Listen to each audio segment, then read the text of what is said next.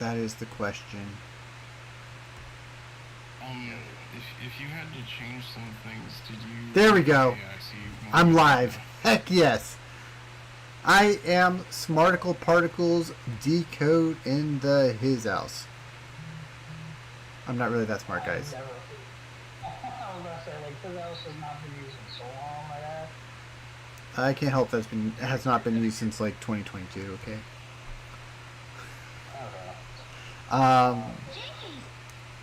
Oh, thanks for the resub, Rain. Oh, I need to put out that I'm live. Give me 1 second. Sorry, guys, I am falling way behind. I do apologize. It has been crazy. It's been a weird day after having a weird several weeks. So bear with us. We're getting there. I thought I had all my kinks fixed, but sadly, it only brought in more kinks, and I don't mean the good kinds. I was gonna say. But I am slowly but surely coming back. We are alive. We are getting through it, and so last time we played, I know it's been a while. You all collected the second key. Mason betrayed you.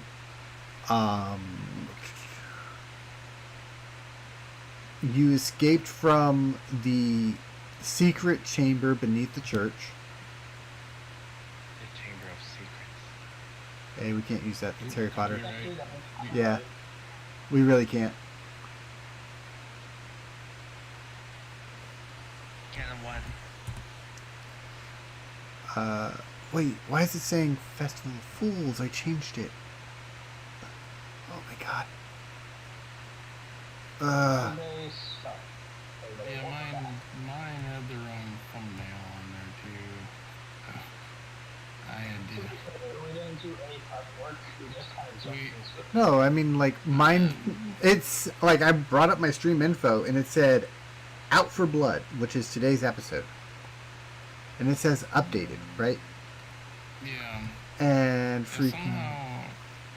Somehow I had the wrong thumbnail come up, but the right title come up for me. I don't know. It's one of like. It's Twitch. Twitch is just Twitch. Yeah, I swear Mondays are the worst technical problem day. They really are. And it compounds a little bit when we haven't had enough Mondays to get rid of the scuff. Exactly. So we've got scuff like, to the power of 5 now or something like that. Yeah.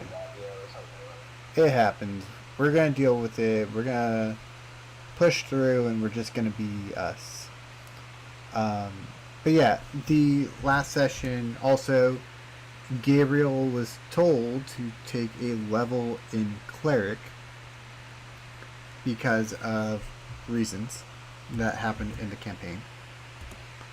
I have ascended into a... I don't even know anymore. I don't... Fuck, bro. I'm not even sure if you ascended. Not really. I have descended. I have... He has chicken nuggies. But here's what's gonna end up happening, right? You guys are currently in the middle of a long rest.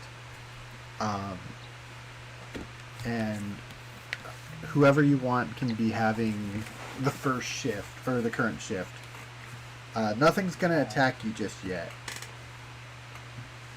And while Gabriel is sleeping, he hears words entering his mind in a almost melodic flow. They say, Gabriel, Gabriel.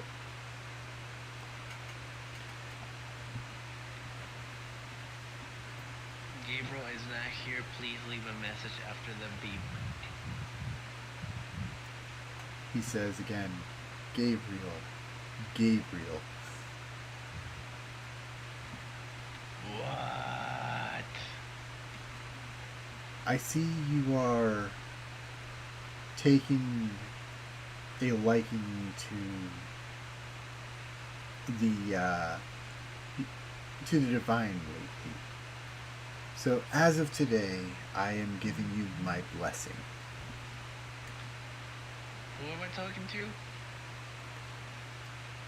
He says, my name is...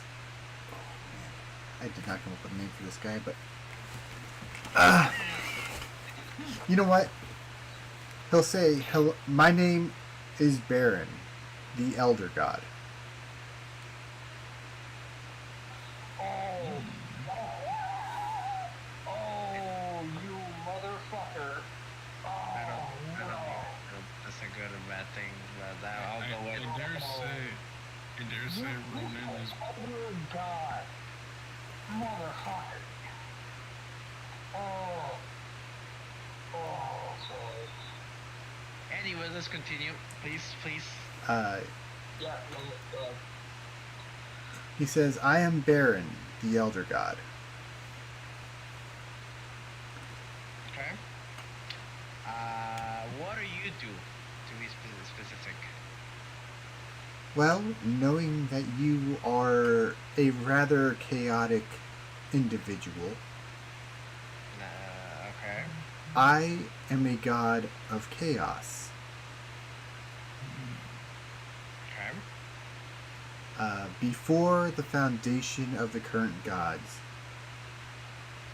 there was the Elder Gods. Okay. Basically, you can live the life as you please, and we give you our blessing to be able to use divine magic. Oh, okay, cool. Oh, cool.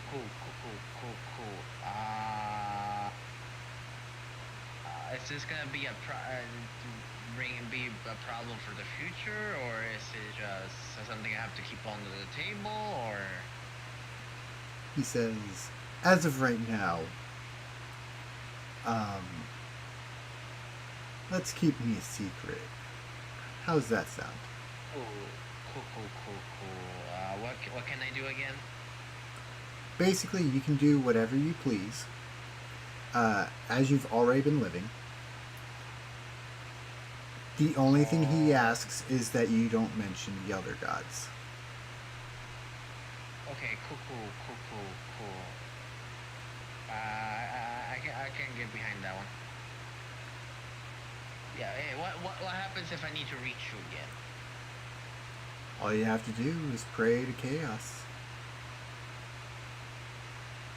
Can I just call your name?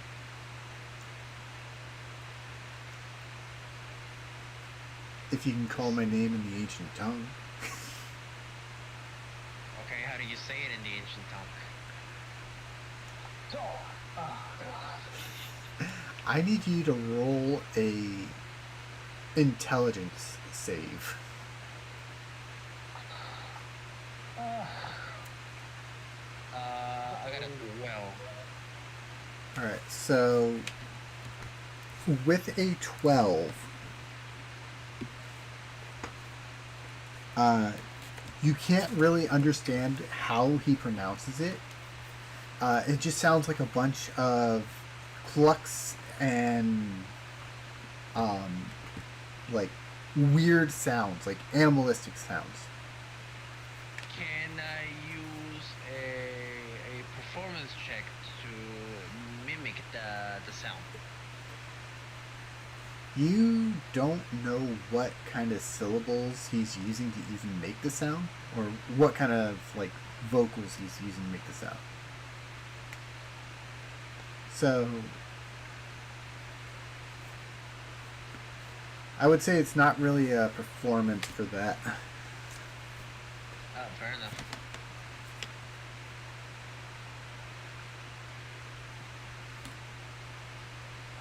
I will kindly ask him to repeat it slower one more time. Okay, so you ask him to repeat it slower one more time. I need you to make a wisdom save. Oh fuck me. 18. 18. You Yep. slowly feel yourself start to go mad, but brush it off. It's a typical Tuesday then. Um, That's called a work week, ladies and gentlemen. he says, if you cannot speak the ancient tongue, just call me Baron of Chaos. That's all you have to do, or all you have to say to reach me. Okay, that works for me.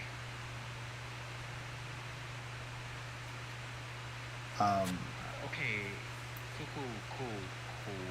Anything else? You have, if you were to look and examine yourself, I'm pretty sure you would. You have what looks like a fire chicken on your back. A fire chicken on my back. Not a phoenix, though. A fire chicken. What's up? Are you saying on his clothes or Like, no skin? I'm going to Okay. say it's like an actual thing that he can see, kind of like how he had the shadow pet. Oh, Like an animal? Like an animal. And it's an actual animal. I mean, it's chicken, but yeah, it's an animal. I think he's asking if it's a physical item where you can like interact. Yeah. Give me a perception check.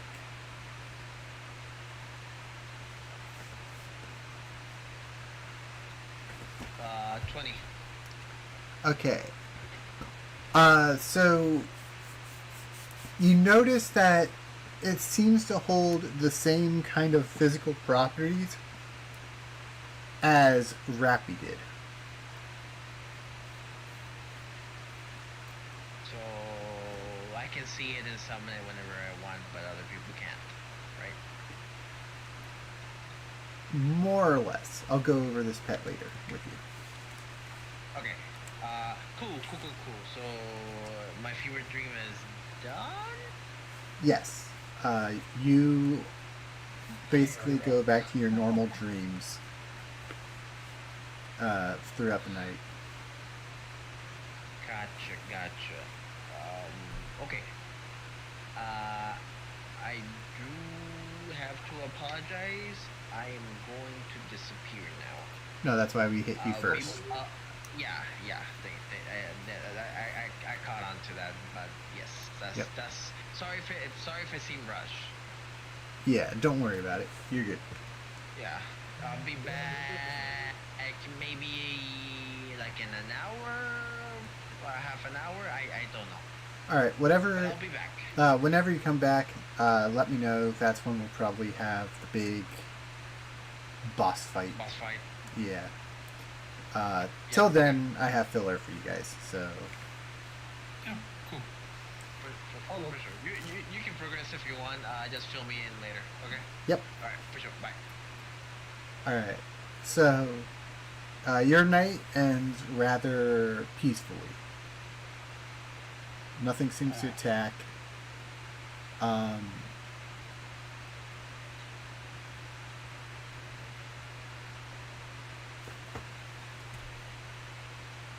What are you going to do?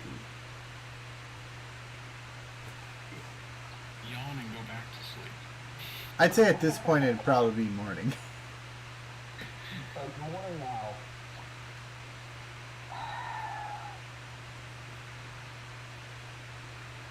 I'm gonna let the other two go first, and I'll say what's on my mind.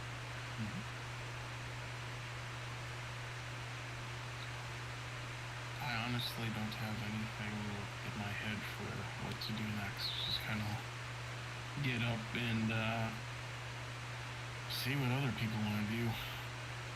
Like, wait a minute, is Gabriel here? No, he's not here right now because he had a dip. No, I mean like in Oh. character. On the map? Yes. He's right here. So so he's physically gonna be there. Yeah, he's gonna be physically with you guys. I would say at this point you would probably talk to him and say, he would probably say, "I'm going to go try to draw as many of Mason Blood's forces away from the mansion as possible."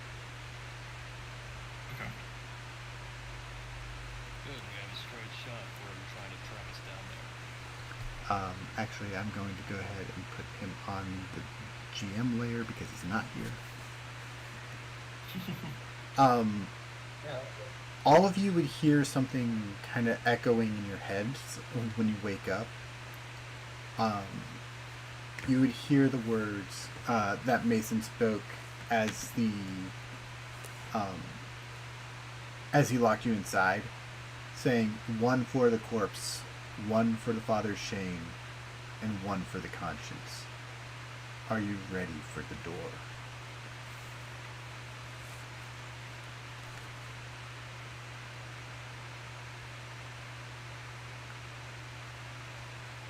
Wait, do we have the third key? No. He has the third key. Okay. I had to retcon the third key because forgot and skipped ahead, but it's okay. I can do it. The third key is there. It's in the game. It's somewhere accessible. It's just not yet.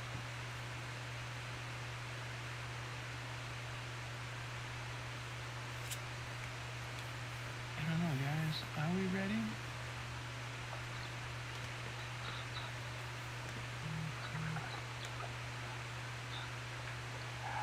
I'm ready to rip this heart out of his chest.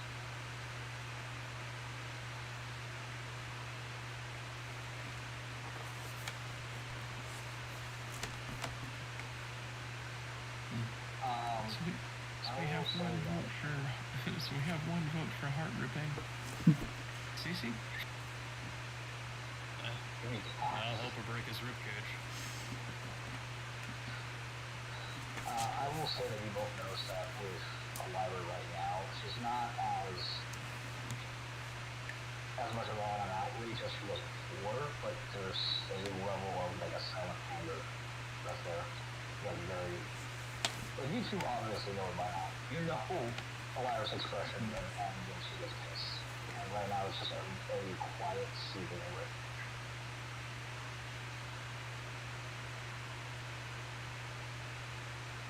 If the rest of you are planning immediate violence, might I caution your hand briefly so we can at least assess what's there before you start any fireworks?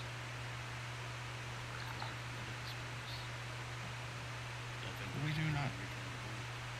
We don't know what he's got wherever this key goes, or keys go.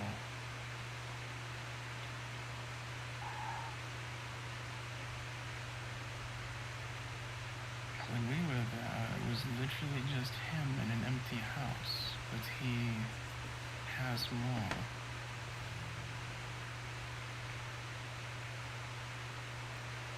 I'm simply cautioning from just immediately going to violence.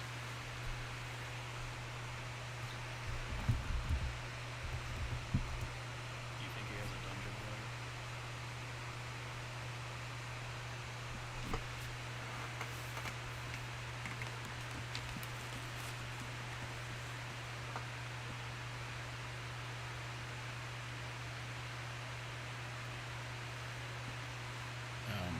Do we lose Ronan? No, I'm here. Okay. Again, Just- silently here. Okay. I was just curious because there was such a long pause after Cassius asked. Well, it wasn't. I thought he was asking me of you, not Elira. was pretty sure you asked Lyra. Do you think he has a dungeon? Well, it makes sense, right? I mean, yes. Technically speaking, that's where he supposedly might fall down. At this point, the only thing he might have already told. So, Not gonna be true. as much as I understand where he is coming from with being cautious, as far as I know, he just took one most important thing my life from me. I won't take that kind of thing lightly.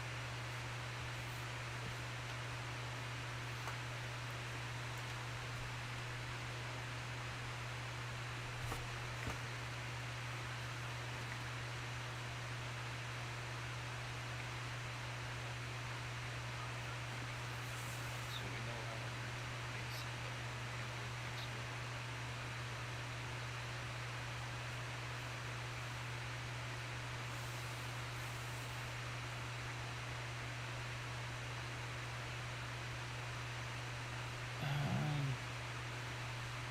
I don't know.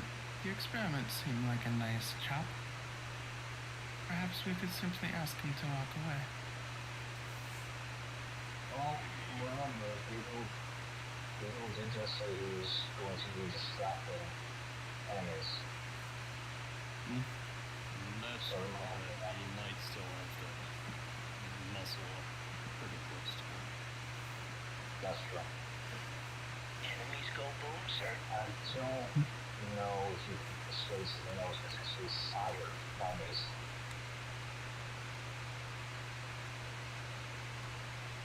Usually when a vampire sires it.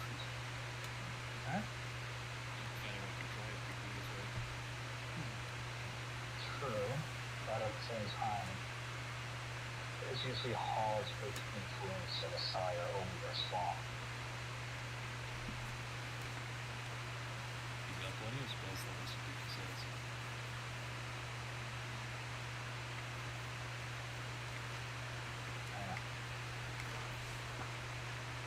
Tell you what, we'll try to talk first. But if that fails, I'm not coming back. Yeah? Fair enough. I simply want to assess before just starting anything. To be fair, Mason They're both there at the same time. I can handle the experiment while you handle Mason. You probably want to handle it yourself.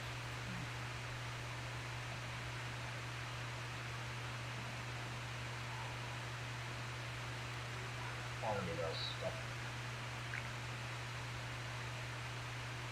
I don't want to get ahead of myself in this experience.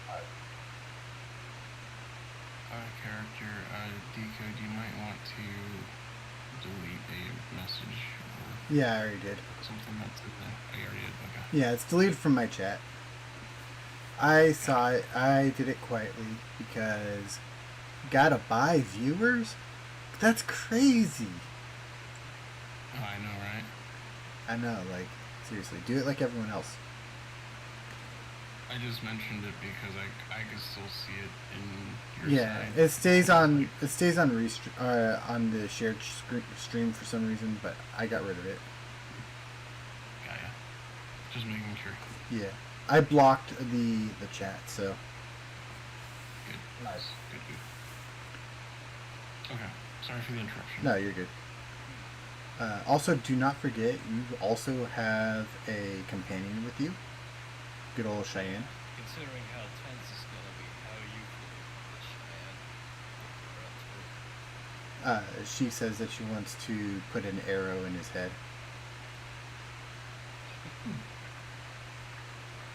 That's unreal. You actually see her physically carving his name into one of the arrows. Damn, girl. I think You that go means you're first and biased forward for on that this shit. one. Lyra, think you can watch it? Yeah. You all should have command over her or control, I believe. I can't. I did not give you. Okay. Let's give you control. There you go. Can you 6 tell settings. us- There you go. she's not That's like- right. No, I can do stuff with it. Cool. What What were is you, for roll 20 is on? So which one you use to do so? oh yeah, roll 20 is slow as can be 90% of the time.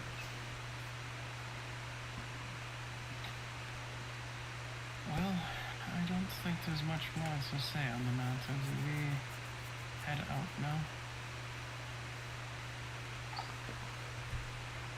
I believe so. Alright. There's still something in there, right? Cover? So what? Daylight in the area? There's still no like daylight in the area, right? It's mostly foggy, yes. Some daylight gets through, but it's small patches.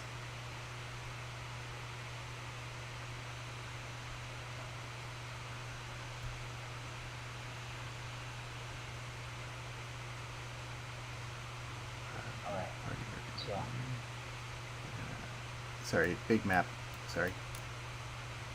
oh good. We're gonna reuse this map again. Just kind of saying Oh, like, this is forest now? yeah, it's just a typical forest map. It's nothing too crazy. Median transition map.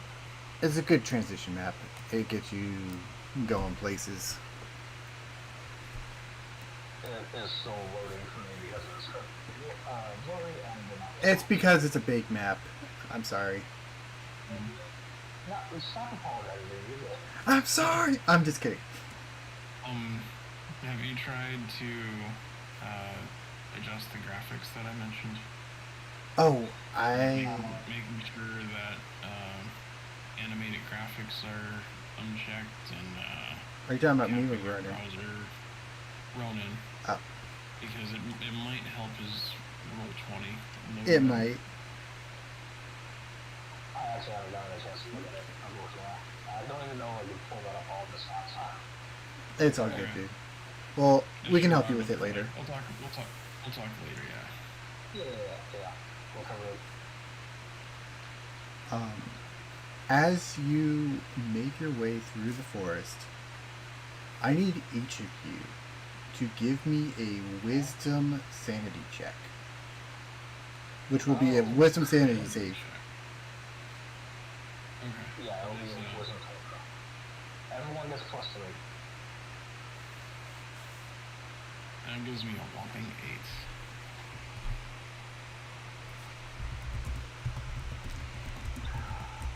Yes, I know about the fucking connection. Oh. That's one of those paladin things that gives you the +3, or the party with Yeah, +3. Gaia.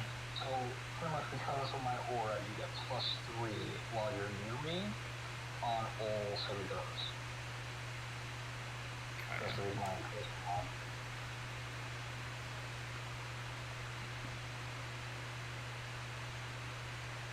Alright, just waiting on CC's. And, wisdom save. And then I will also do Cheyenne's. That's a natural. Alright. Nice. I need to go. So, I will say Elira, Cheyenne, and Cassius all passed their sanity check. Gudith. That was like a DC of 10, wasn't it? It was actually a DC 11. Oh. Gudith. You start to feel an air of madness about you. You keep rambling about the vampire god.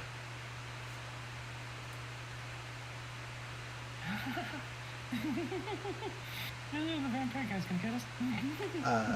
And this lasts for about a solid minute, by the way. God damn.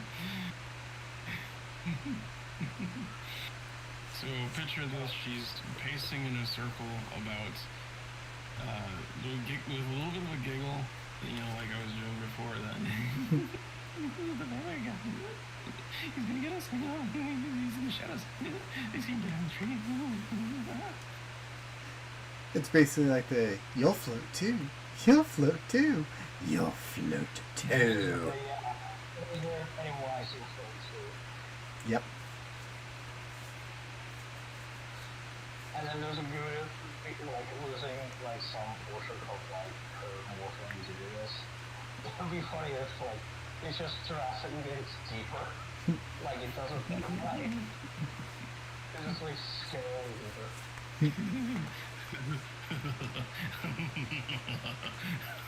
The vampire god's gonna get us.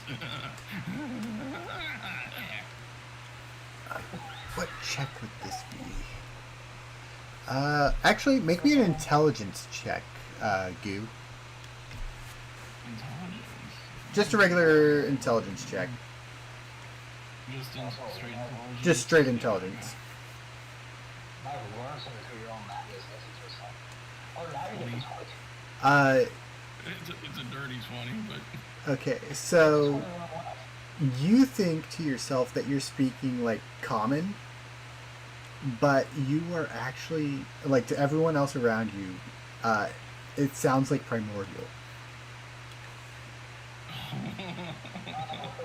So if you're wondering about the vampire god, but we don't know what the fuck she's saying. She's laughing among it. What I will say is, like, when you heard it originally, you heard the vampire god, and you heard it, like, loud and clear, and it slowly transitioned into primordial. Oh, okay. It would be funny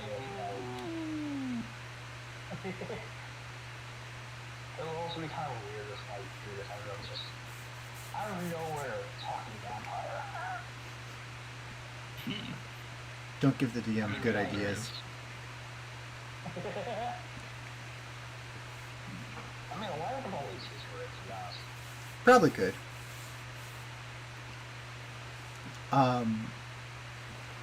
Also, you can see Goo, like, physically, like, walking around, like, kind of scratching at her arms, kind of like a insane person would, and kind of walking in circles while screaming it. It's just, actually, too. But after a minute, Goo snaps to her senses. oh, hello there. You good now? What do you mean? He was just rambling about vampire god for a minute, and so we started talking about other language that I have no idea what it is.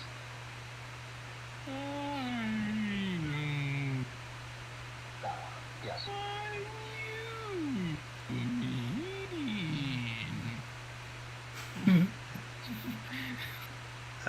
Goo, I will also say it feels like you just woke up from a long nap as well. So, like, who has no recollection of what he was doing? Exactly. A yawn and a stretch. I actually was thinking she knew, and she just wasn't going to say anything. I mean, if you wanted to, you can. Just, That's entirely up to you, though. I mean, you know what? Roll a D100. I'm 100. What's that? Roll a D100? Yeah. I can do that. I'll say, yeah, you feel like you woke up from a long nap. I was gonna say 50 or higher. You had full recollection.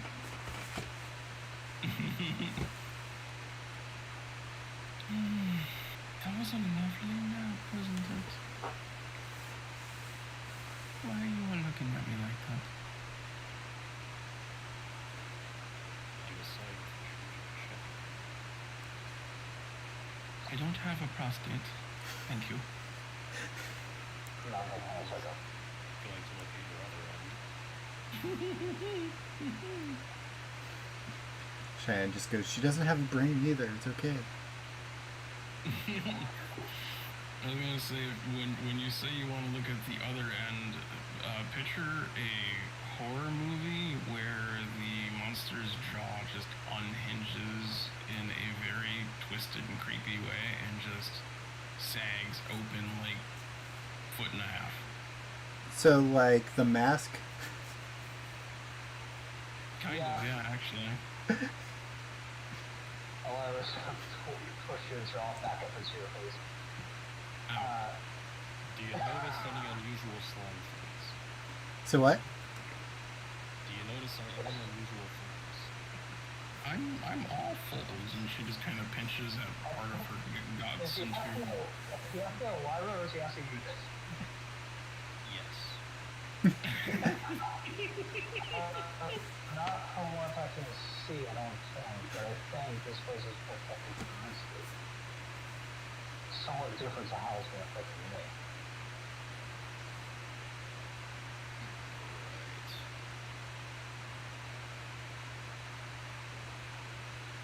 I love Luna's comment.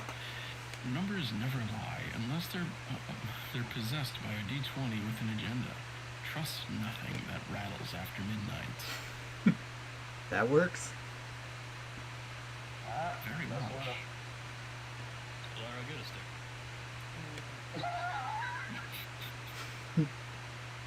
Do we need one long or one thick, or both? Thick.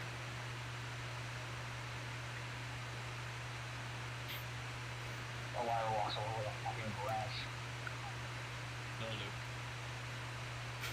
Yeah, Okay, put this in your mouth and focus on biting on it. What? He's basically saying bite the pillow. If you can keep your mind on that, then it should numb everything else. I see. Plus it'll keep your jaw from falling. You do realize that I technically don't have a jaw. Well, I do have a jaw, and then she pulls out Lyra's skull. Except this jaw can't really hold anything. And literally demonstrates that it falls off, and then she puts it back together and puts it in her head. For her a simulation of a head.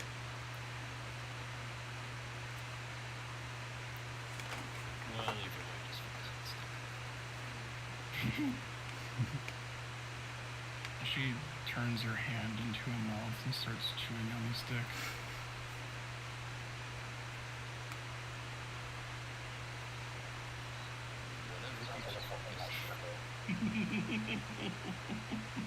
You notice that whatever had overcome goo is not there anymore.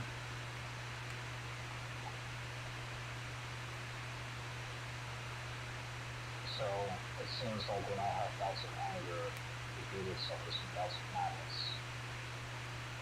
Exactly. Lyra does say that I can't know it. Mad what, you said? I don't know what you're talking about. But I will take your word for it.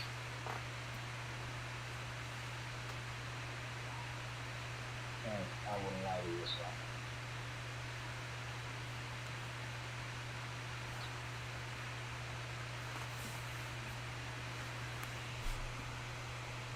By the way, do this. If you survive this, I want to talk to you later. I see.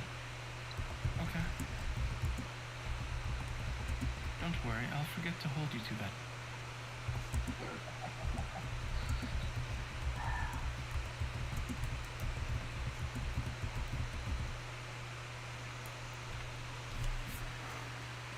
So I guess we'll continue on our way.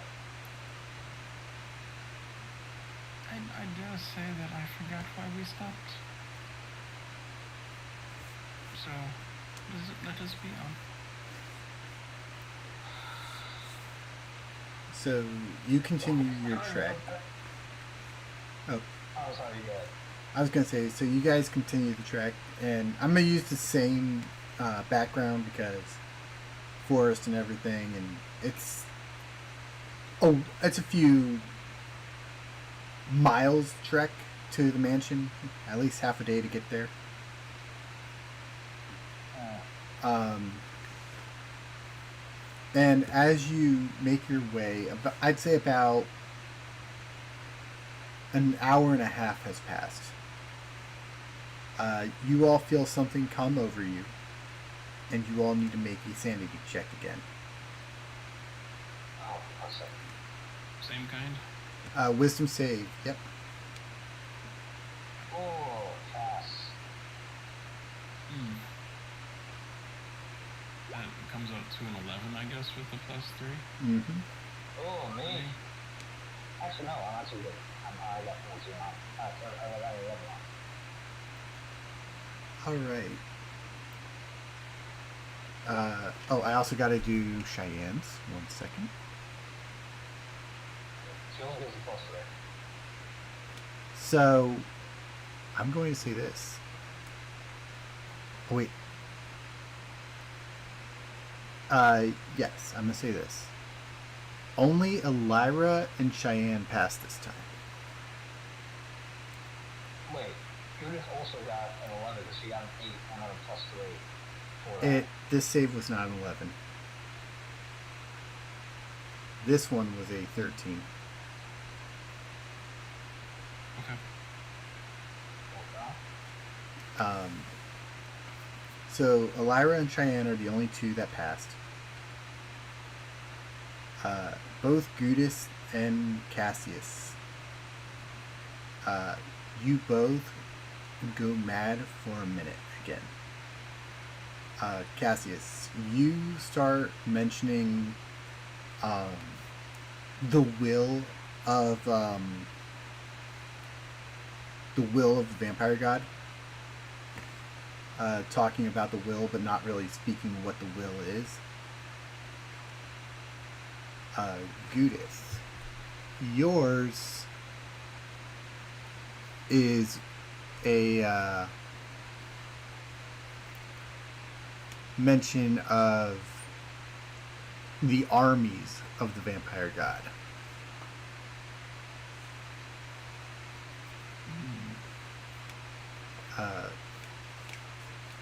I will say it starts out like they're talking normal, and then they start like speaking in random languages that they know. Interesting. Very similarly to how Gudith spoke in the last encounter of it. Okay. Mhm. So once again, it'll be kind of that laughter will trickle into. You said the armies, right? Something about armies. Yeah, you're basically like saying stuff like the vampire god's armies are so huge, they're going to wipe us out. Things like that. I've seen them. They're hiding in the trees. They're speaking Vietnamese. Cassius starts speaking in hands because he only knows common. He knows something. In that case, you're Yeah. speaking in common the entire time, talking about. I think he was saying that he knows common and common sign language, right? Oh, I will say this to be fair. Mhm. Elira got an 11 on that, but her saves already include the bonus. Oh, it included the bonus? Yeah. Well, that explains why you have a plus 7. Okay, so then you failed as well then. Elira would be, yeah, Elira would be us. Cyan would be doing us. You specifically would go mad talking about the loss of your father, that you think that he is lost forever. That's fitting, yeah. And Cheyenne's just kind of sitting there watching you all go insane, trying to snap you all out of it. She says, no insult. I will Just say. imagine. Oh, go ahead. I was just gonna say, just imagine rolling between common, giant, infernal, and primordial as you're cackling in madness. Oh, That would sound so demented. You just put them all together. They're just blended. For the long run, it's probably a mix between common, elvish, undercommon, and vampire.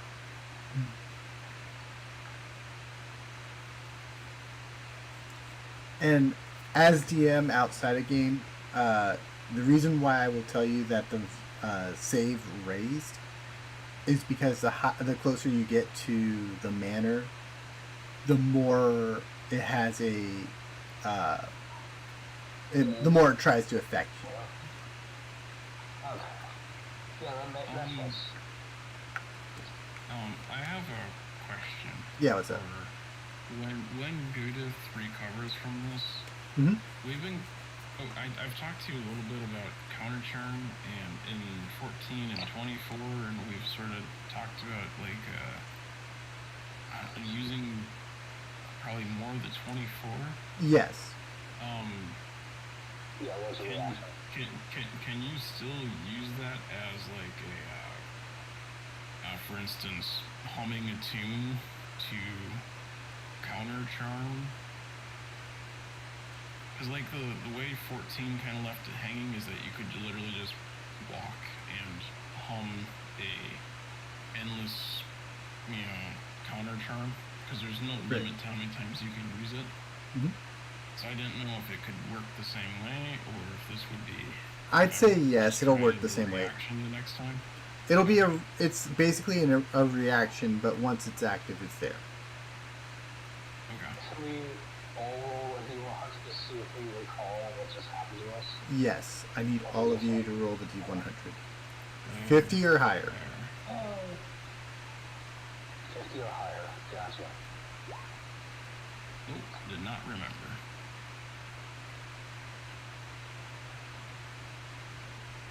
I think that's 48 on my end. And for Cassius.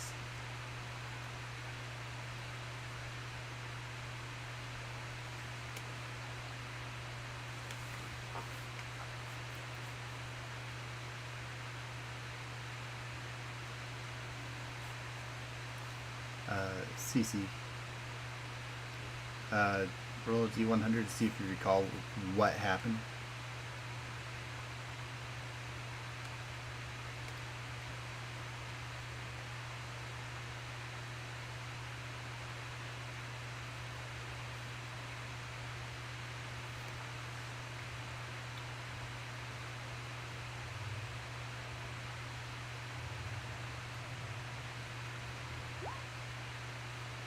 Alright, so none of you remember anything. It feels like you've been in a long slumber.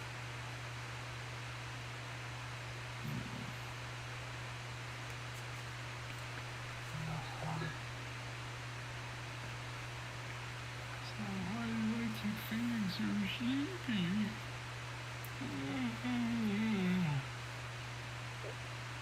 You said you felt sleepy earlier, right? When you just kind of blacked out for that minute? I did indeed. I kind of fell with your class.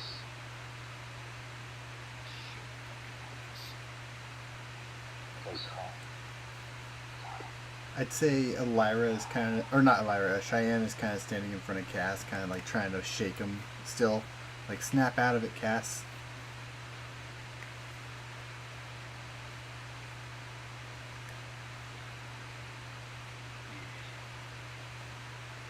Did not have whatever he's doing right now before we got here last time.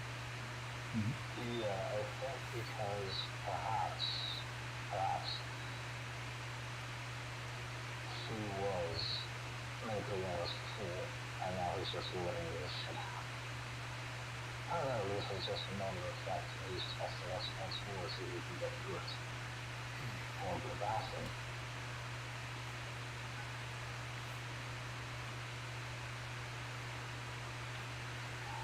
I have no choice now.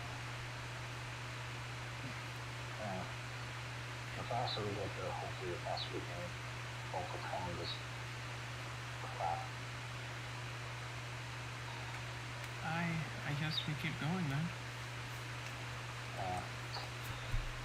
What was that about not seeing violence immediately? I'm starting to really get pissed off about this shit. Calm yourself.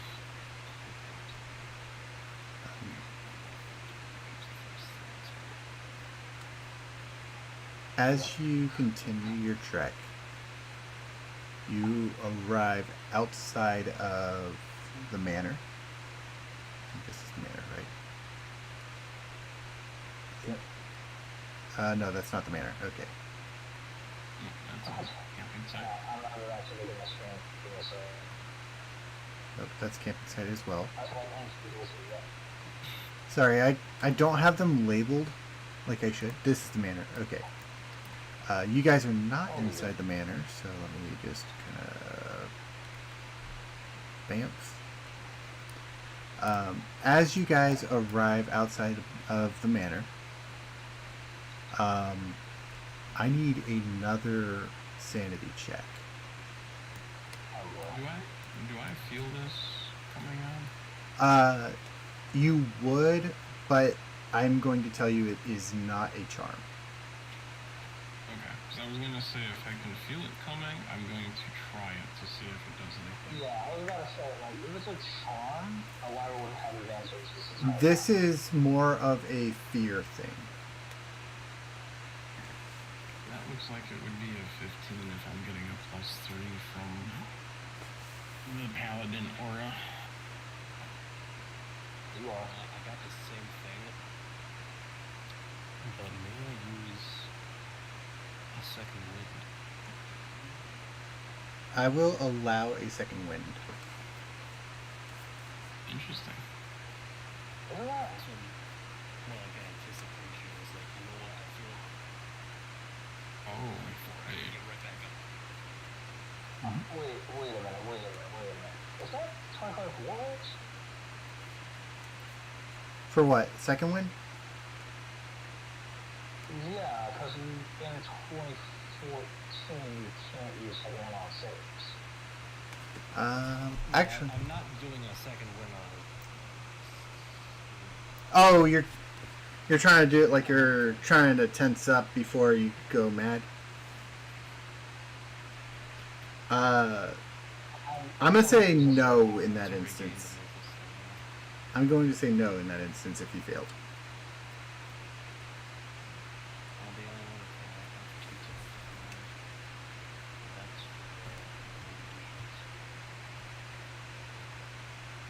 What exactly was the thing you were trying to do with the second one? Because I have no clue what you were trying to do. just the mental, the Mental fortitude, essentially. Okay.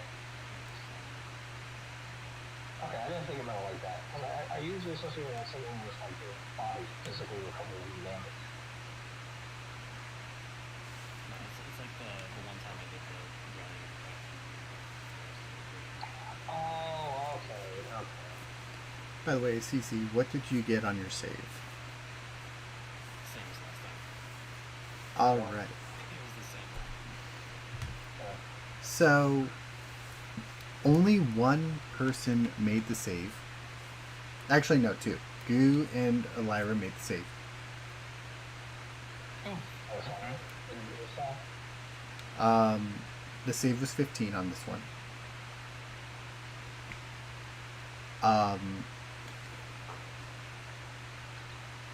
You see Elira and Cassius, or not Elira, Cheyenne and Cassius, going mad for a minute. Cheyenne is talking about the lost heart, or not the lost heart, about her goddess missing, who you guys know to be her mother, and how she doubts that anyone's going to be able to bring her back. You cut out. You did mean to say Winria, right? Yeah, Winria. Basically, the fact that her goddess Winria is missing, who's also her mother, known to you guys. Um, she's basically like going mad, thinking that no one's going to be able to save her. That she's on a fool's journey, essentially. Cece, you are going mad over the thought of, can you defeat Mason? Like, can you and your team defeat him? Just like the same all over again. I can't do anything. Quick out of character. I just realized that the jukebox isn't playing anything. Oh, yep. I am sorry. Again, random Monday scuff. It's been a few weeks of down, so getting back to it. It's all good, dude. I'll play this one.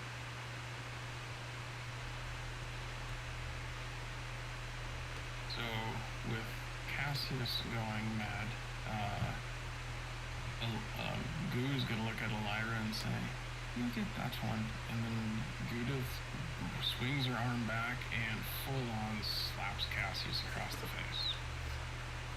I'm going to say you automatically slap because, like, he's right there. Actually, you know what? I'm going to say you have to roll, but you're going to roll with advantage. Because he is moving around. He is, like, kind of, like, shaking and stuff. And just making sure you actually do slap him, you know? Yeah, you slap him. God, one of the rolls was a 1. 118. Good guys. Yeah. So Elias was kind of embrace Cheyenne, like take her into her arms, like provide her and like the best motherly way she can. You would feel like Cheyenne kind of like pounding against your chest. Like, That's fine. yeah. Cassius is still unresponsive for the minute of which you slapped him across the face. He does have a rather red mark on his cheek, though. I mean, Gouda kind of should have like hit slapped him. She just hauled off and slapped. Well, I always have a red mark on my cheek. Now you got a red mark on the other one. Wrong cheek, wrong cheek, wrong cheek. Remember that was the joke when like Cass got introduced or what was that? He got a mark on his cheek. Pull his pants. God.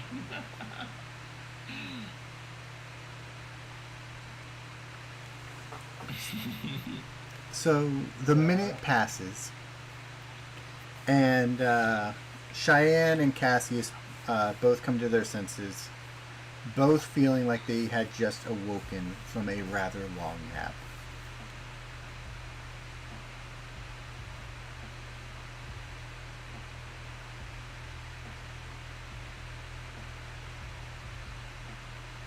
I hold Cheyenne by her shoulders, like really hard, not sweet to you. Oh, I gotta roll for Cheyenne's D100 to see if she remembers. So neither Cheyenne nor Cassius remember So what happened. Cassius just comes to with his face burning red. Yeah, he just has the red mark on his face. He's just like, must have slept on the rock too hard.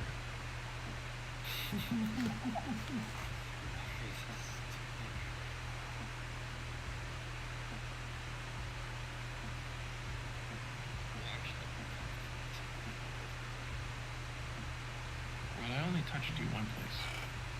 And I won't tell you where.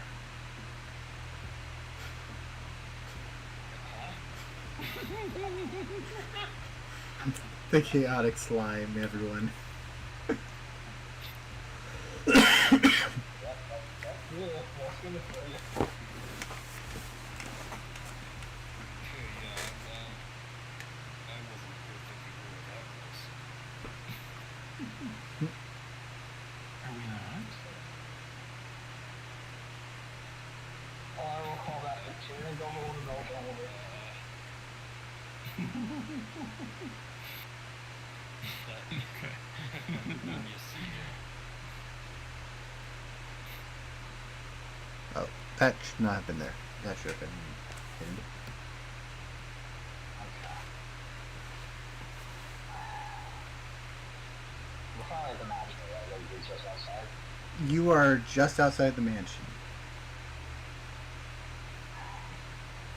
Alright. Go already.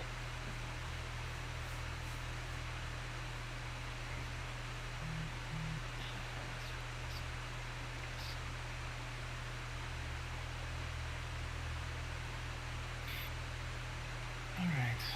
So we are here. Shall we go in? Yes.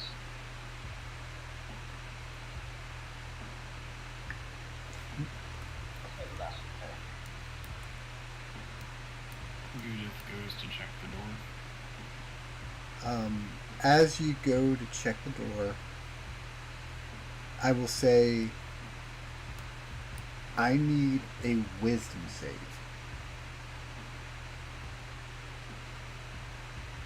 No, no. Let's see, 18 plus 3, is that... That is well more than enough. That is well more than enough. So you touch the door, and you hear what sounds like screaming inside of your head. But you fight through it and open the door. I would say, based on that high roll, you probably at most see her shake her head and then just open the door.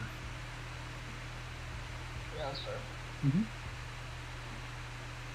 I'll say there was probably like a slight jump to it, but then she just like recomposed.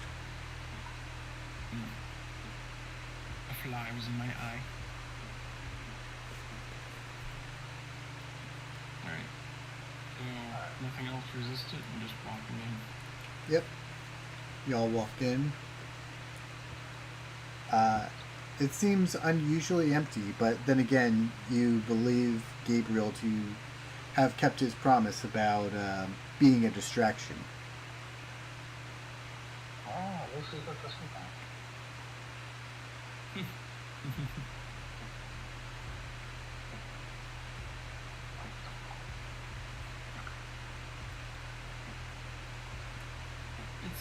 It is ridiculously quiet, she says as she steps into the next room.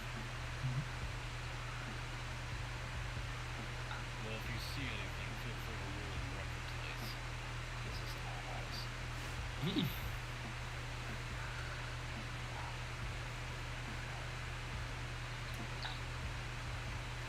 mean, more than likely what will happen is that once we defeat Mason, this place will cease to be.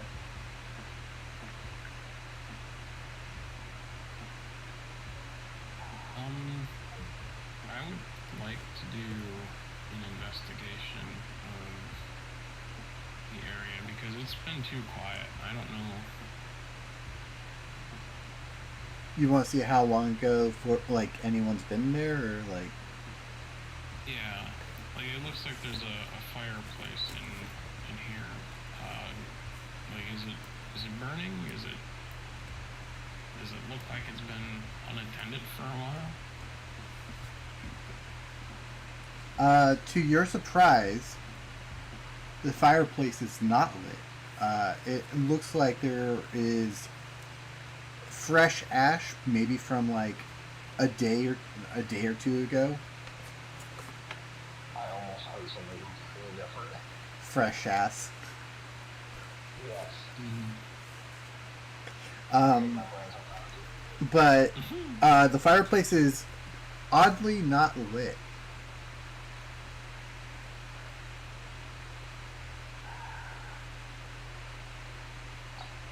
I wanted to. Oh, you go ahead. I was just about to say that Judith would turn around and go, can you do that thing you do when you sense people annoyingly?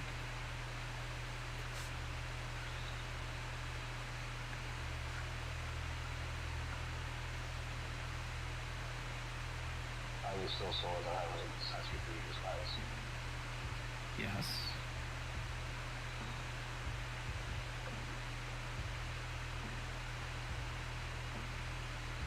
Well, can you do it? Yeah, I can do it. I'll use my device on Basically, sense anyone. yeah, since anyone already, You get the sense that there are 4 things below you.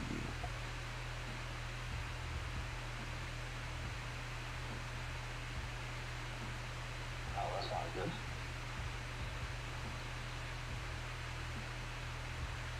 What do I ascertain that they are? One feels demonic in nature. One feels evil in nature. One feels like Mason. And the last one feels like your father.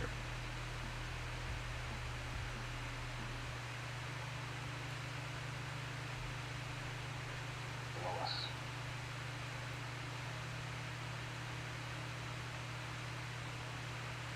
My father's still alive. Happy. And Mason's with him.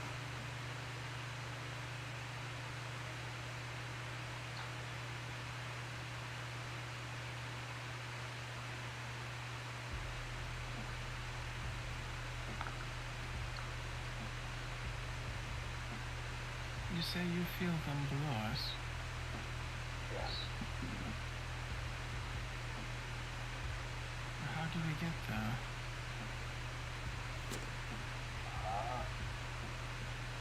Let's look for any sort of like stairway, trap door, or something. Fireplace. Check the fucking fireplace. You want me to check it? Sure, I can do that. Cause I like trap door, the fire's out.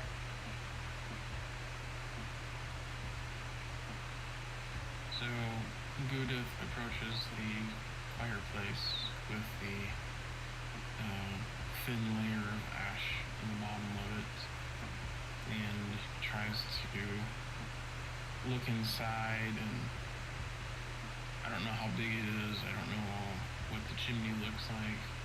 Roll an investigation check. Analysis. So, Yep. roll that to revenge. You can do that. 17 to the 20. Oh! All right. Oh, that's right. That's a nat 20. Yeah. Other than that, So, you love upon investigation of the fireplace, it seems normal to you. You don't sense any trapdoors or walls or anything. But you do find what looks like 3 keyholes. 1 key fully inserted already. Interesting. Gudith runs her fingers through the ash and paints her face to look silly, and then turns around and says, "There's nothing here. Well, I guess there's something here. In here. Hello."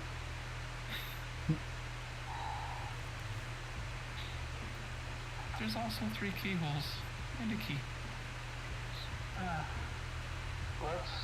before we mess about with that, let's see if there's any other way down.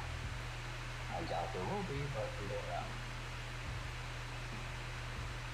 We use the keys, we just do exactly what he wants.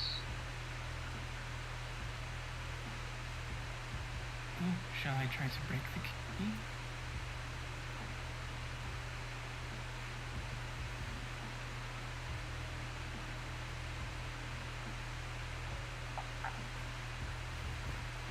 You see her face on Alana, just like she doesn't know if you should or shouldn't.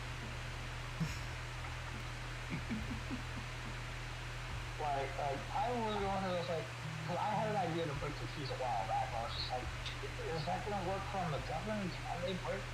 And that's why I never brought it up.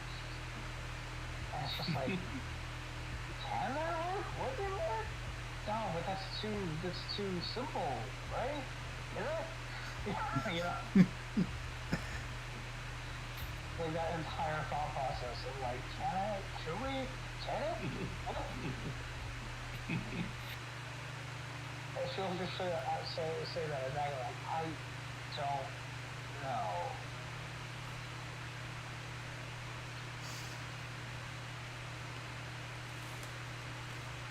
Can I say the key thing was probably one of my favorite things I brought up for this section? Even though I fucked it up.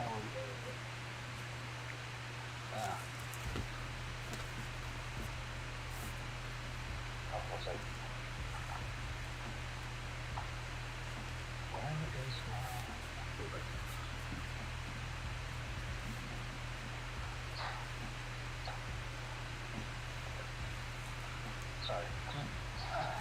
One of my earbuds started dying.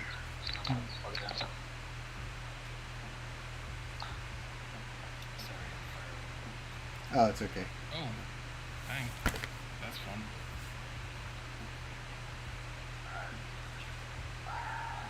So I'm gonna encourage them to look around the house to see if there's any other way to get downstairs. If not, then we'll have to get keys. I call the kitchen. And Judith promptly heads over towards, because she thought she might have seen a kitchen when they were in the dining room the last time we were here. Which you would have, yes. And she's not looking around, she's looking through the food. Not close, please. To your surprise, as you look through the food, you find a lot of moldy, like bread, moldy chicken, just moldy food in general. It's beyond spoiled. Yeah, there's only a little mold on. She picks up a chicken leg, never mind, as it falls apart. There's a pile of mold. Judith is probably thinking, I can eat around it. I could still probably digest this. You probably could, but would you want to? That is the great question. And with that, she drops what she. What was that? I'm like, how does good even taste when she tastes the mold? She'd probably taste whatever it seasoned the food with, because mold is kind of a flavor of its own. Hi, blue cheese. Judith gets the taste of penicillin on the side. No joke. I really love cheese. I love blue cheese too. I know it's technically edible, but I can't bring myself to try it. It's good. I love it. It's an acquired taste. I will say that. I like it more than I like ranch. And I hate ranch. Interesting. Unless it has jalapenos in it, I don't eat ranch. Interesting. I don't think I've ever had ranch with jalapeno. What is everyone doing at this point? I know Goo's searching through food, but finding nothing but moldy scraps. I'm investigating whatever room I can get into. To your surprise, all of the first floor and all of the second floor is open. Okay.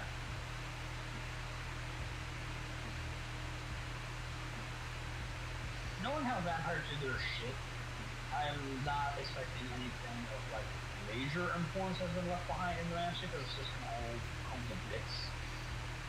That's usually how vampires do that shit. They tie their shit to themselves.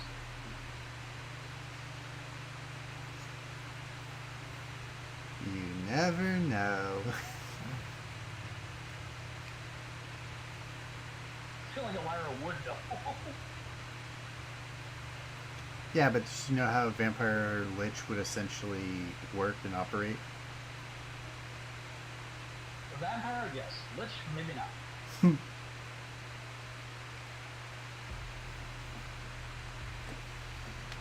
Actually, you know what? That's a good point. I should probably make like a religion check because undead fall under the religion thing. Mm-hmm. So let's do that real quick. Religion. Let's see how I fuck this roll up.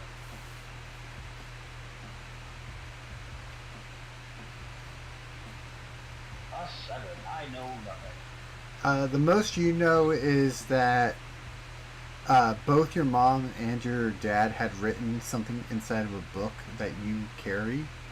You just don't know what page it's on or if it's even still in the book.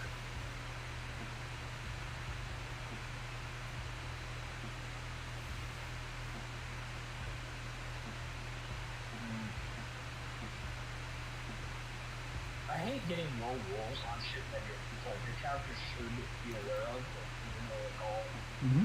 like the shit that you're trained in, you roll fucking low. I don't know if the hell out of it when that happens.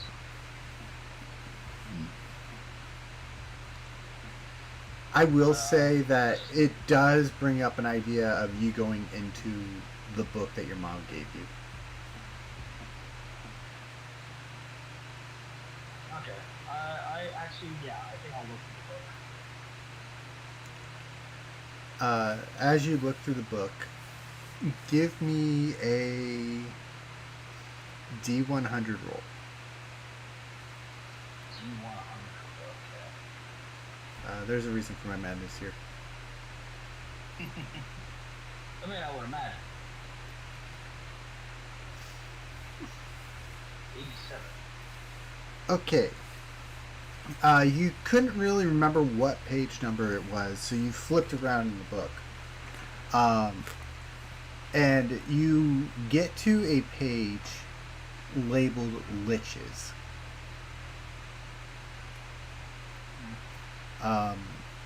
On the page, it says that liches, unlike vampires, tie themselves to an object, and as long as they are they have their phylactery, the objects and themselves stay in place. And we already know what the phylactery is. Mm-hmm. And, well, here's the thing. Was Mason wearing the phylactery? Give me a history check. I'm not good at that. Oh, 16. You recall seeing a light shimmer of green from underneath his robes, if that makes sense, like his vampire cloak and everything.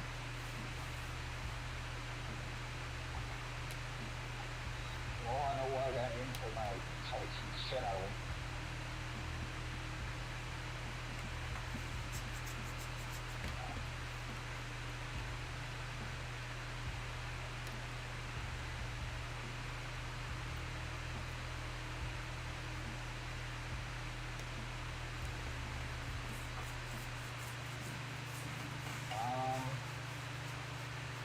That's right. Do I find any entryway passage downward? Records. You're saying through one of the bookcases? No, throughout the floor. Roll an investigation check. Okay. Investigation. Another thing I'm not good at. definitely not good at it. Holy shit. As you go around the floor, you find several different areas with 3 keyholes and a single key in them. Several areas with a. Oh, you gotta be crazy.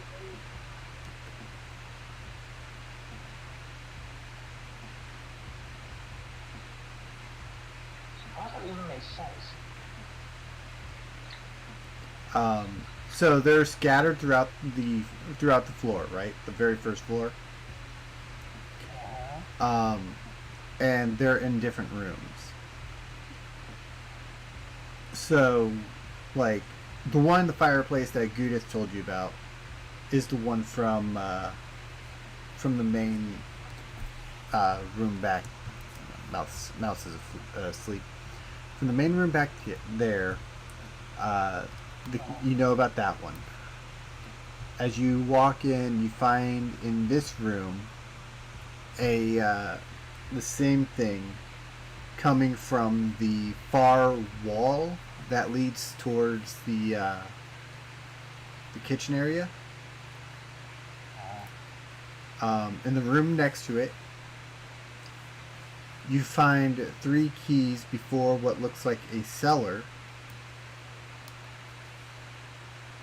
And those are the only 3 areas that you know of that have those keyholes.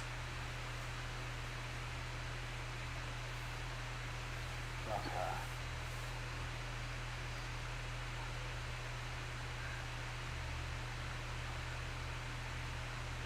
But regardless, And the keys. They each have a key in them. right. Along the right sense, I didn't pick up on any keys, but did I pick up on anything down like below us? Yes, you did pick up on Mason Blood and them below you. You couldn't really make out a stairwell or anything like that from with your sense. I mean, like, I don't make out like keys that was down there, like, if there's a hot one down there, at least. No, the key was not down there. Okay. Fuck me, motherfucker.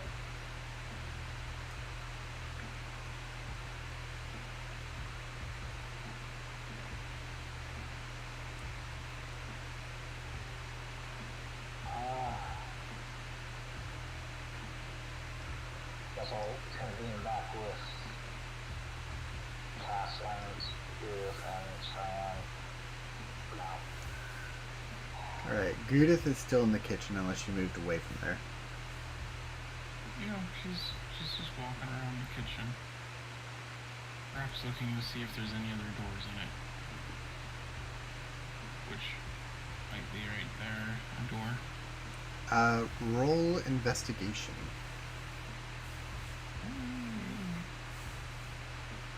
Can do that. That came up 12. So you notice that in the room you're currently in, where you were looking at, is a kind of like how you saw in the fireplace. There's a door with three keyholes and 1 key in it. Fascinating.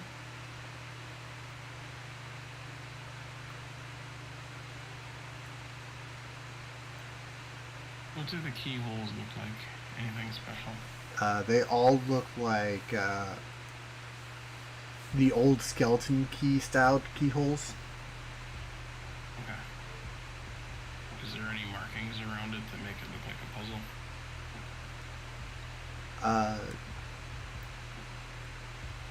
The only thing you notice is on each of the keyholes you saw, one says shame, one says corpse, one says conscience. Shame, corpse, and conscience.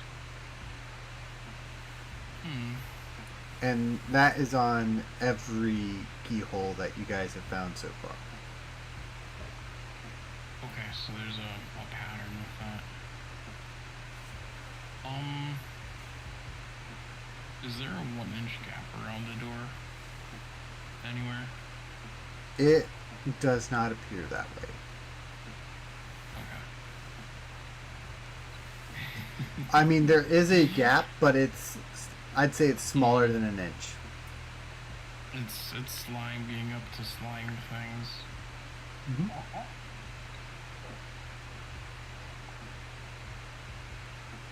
Can I peer through the keyhole? Give me. What would that be? I feel like that'd be an investigation. Would it?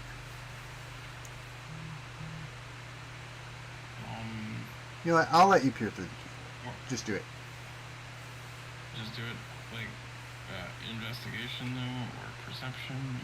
Just roll a perception when you do it, Okay. because you're trying to perceive what's inside the hole. Yep.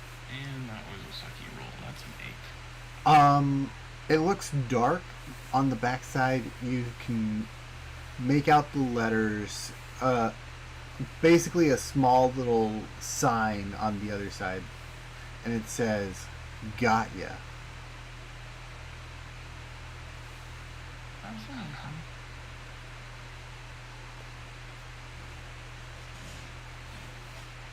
Out of curiosity, if there's a handle, I'm gonna turn it or jiggle it if it doesn't turn. You jiggle the handle, and the door opens, and you see the "Gotcha," big bold letters. Neat trick.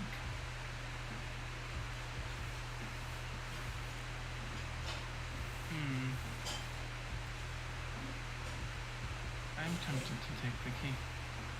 You can take the key if you want. I'm going to take the key. This key feels different than the other two keys.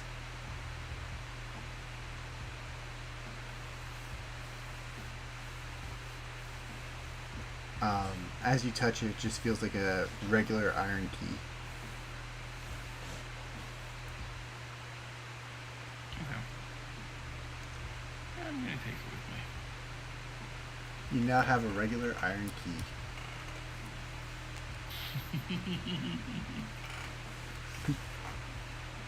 Well, it could be useful.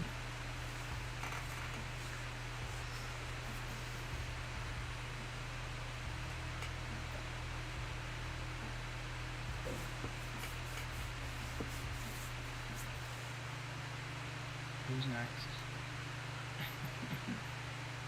I mean, you and I sort of just all for this color, so I guess passes up. Alright, Cass, what are you doing?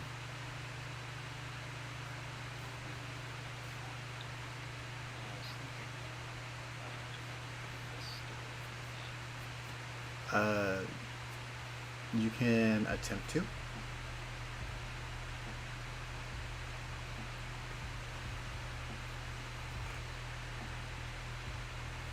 Actually, I'll say that door is already open, essentially.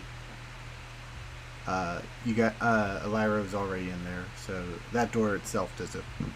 Excuse me, does open. I mean, she was already in there investigating. The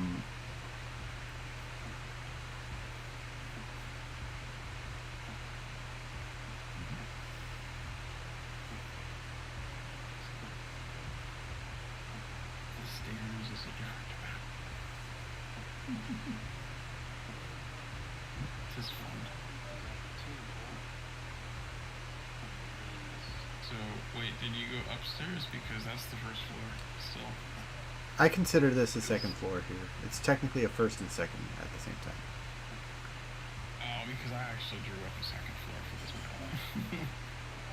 one. We're just gonna use this floor. Alright, fine. DM's always right. Sad. Your second floor might come in handy for another map, though. Alright. Trust me, leave nothing left in vain.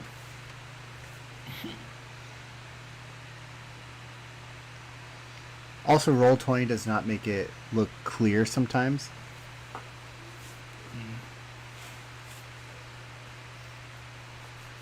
Alright, so Cassius, what are you doing now?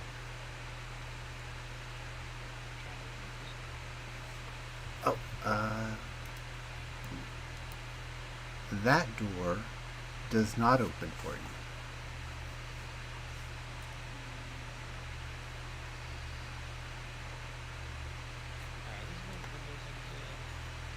Yeah. I'd say there's windows back I mean, there. if you ask the designer, those are windows, and then there's a door. Yeah. That's There's windows and a door, so yes, there are windows and a door.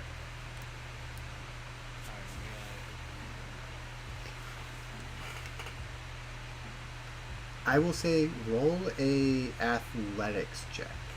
Try to actually strength your way through these windows.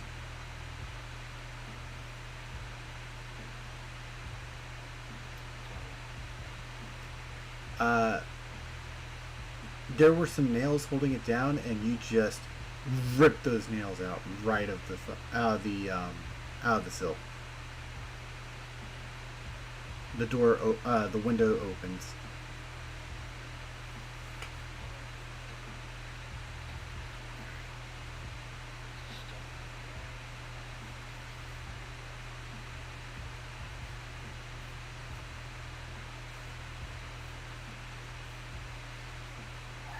Okay.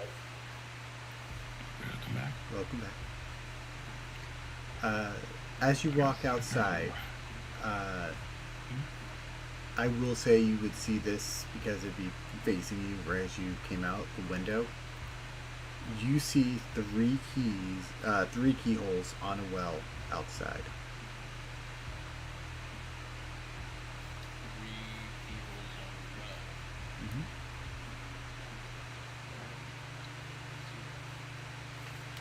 I don't know if that's a gazebo or a well. I'm calling it a well, but it might be a gazebo. It's a gazebo. Yeah, I see it now. You would see three keyholes on the gazebo.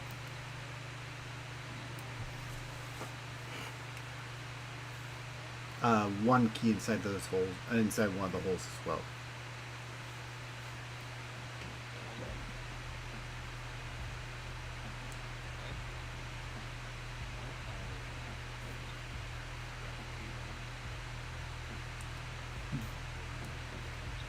I will say the key does not seem to want to come out.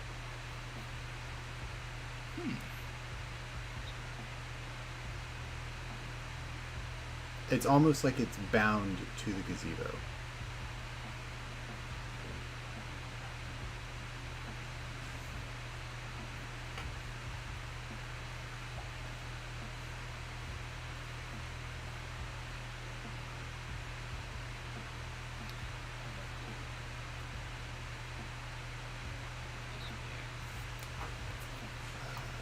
I have a question.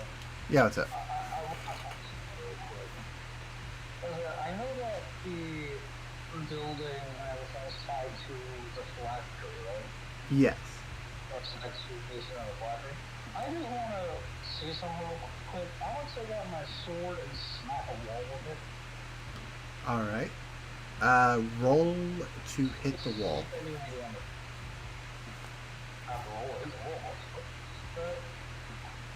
I mean, you're rolling to hit the wall, not rolling to damage the wall, you know?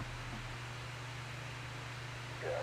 I mean, I want to hit the wall, and I want to see if I can actually inflict damage on it. Yeah. Because if that's the case, I have a whole other method of how to get downstairs. I gotta roll a hit. Okay.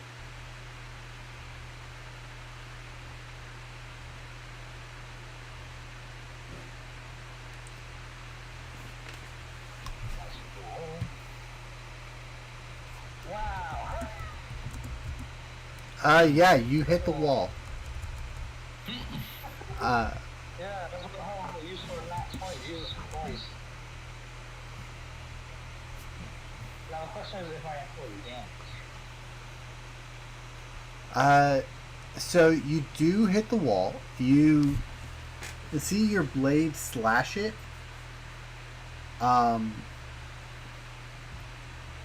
You see it leave a mark, and it does not look like it's regenerated.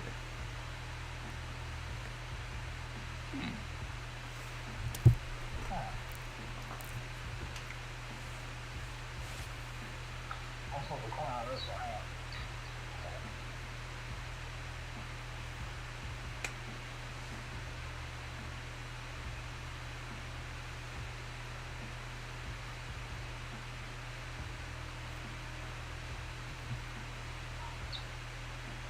Okay. Okay. So, here's what I wanted to do. Smashing the goddamn floor. With what? I don't know, I'm pulling the sword. Because the sword's not really a fucking circle. Okay. I don't have a hammer. I have a smithing hammer, but that's gonna be far away.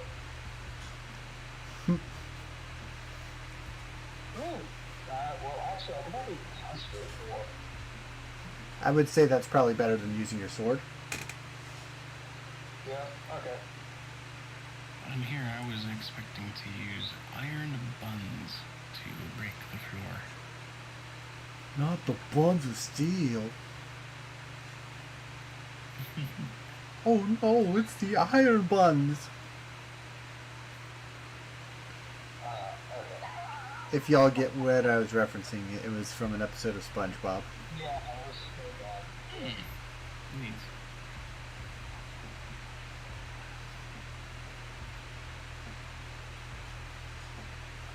Yeah, so all I was punching this shit out of the floor, snapping it back and all. Alright. I will say, since you hit the wall very easily to figure out it did not regenerate, I will say you already know that you can punch through this floor.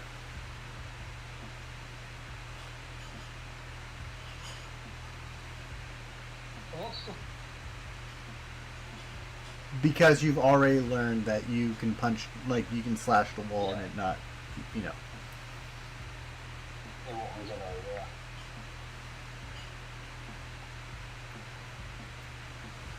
So, I take it you're punching the floor, though. Yeah. Alright. As you punch the floor,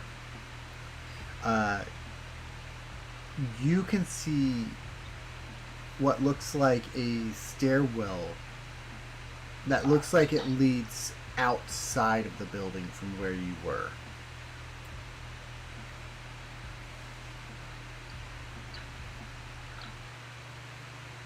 Through the floor that I just punched.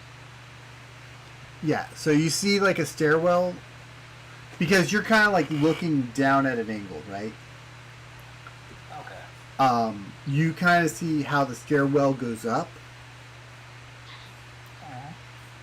and you notice that's a long stairwell that has a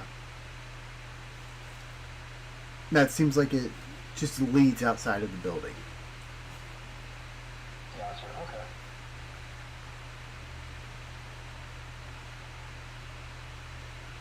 okay. You could continue to punch the floor if you want, but you would notice that it seems to have a long fall down if you were to keep punching. I would have been punching straight right over where I sense the presence is. And that's what the stairwell? You got to see the stairwell, like part of the stairwell itself that led over there, but other than that, it still looks like it trails like more down, and it spirals when you hit that point.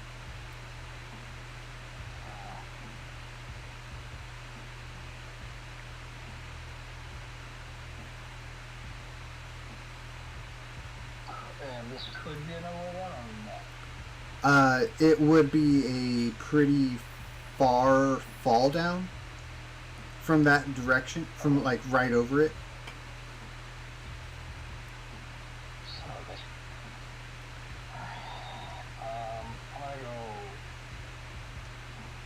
I'm gonna go check, see if he just a moment. Okay. I'm not gonna be jumping down.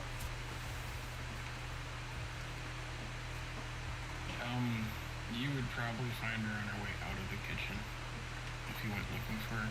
Yeah. Okay. And Cece, back to you. Where you are now, you just see a road that leads to a cemetery.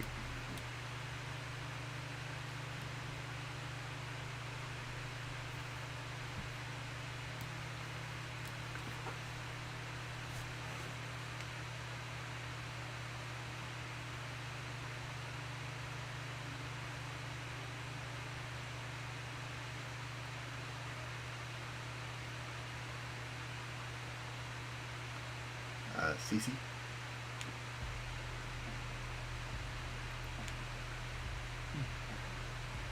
Maybe step away for something. Okay. So we'll bounce back Maybe. to you and Goo real fast. Also, I will say wherever you go, Lyra, Cheyenne is following. Okay. Over. When I run through here, can I ask? I mean, So, I found a key.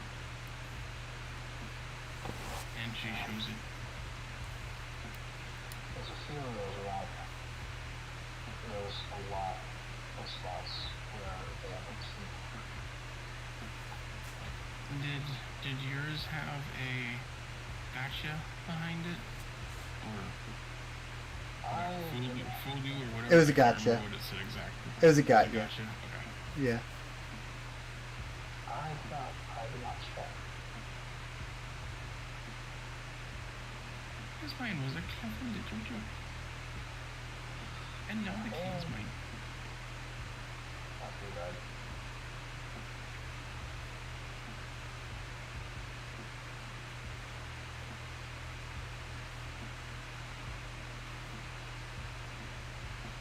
I'm not sure what you said. To be I honest think with you you. go ahead. Because I see the results already in the last.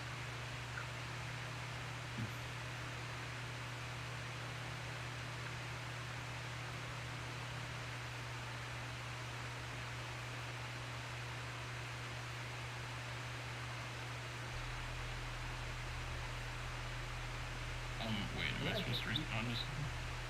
I said you go ahead, but I accidentally interrupted.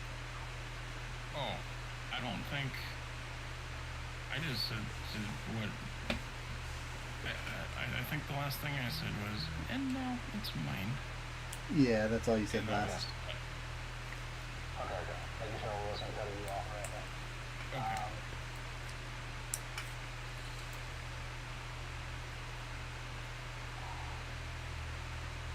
I didn't bother to check the doors.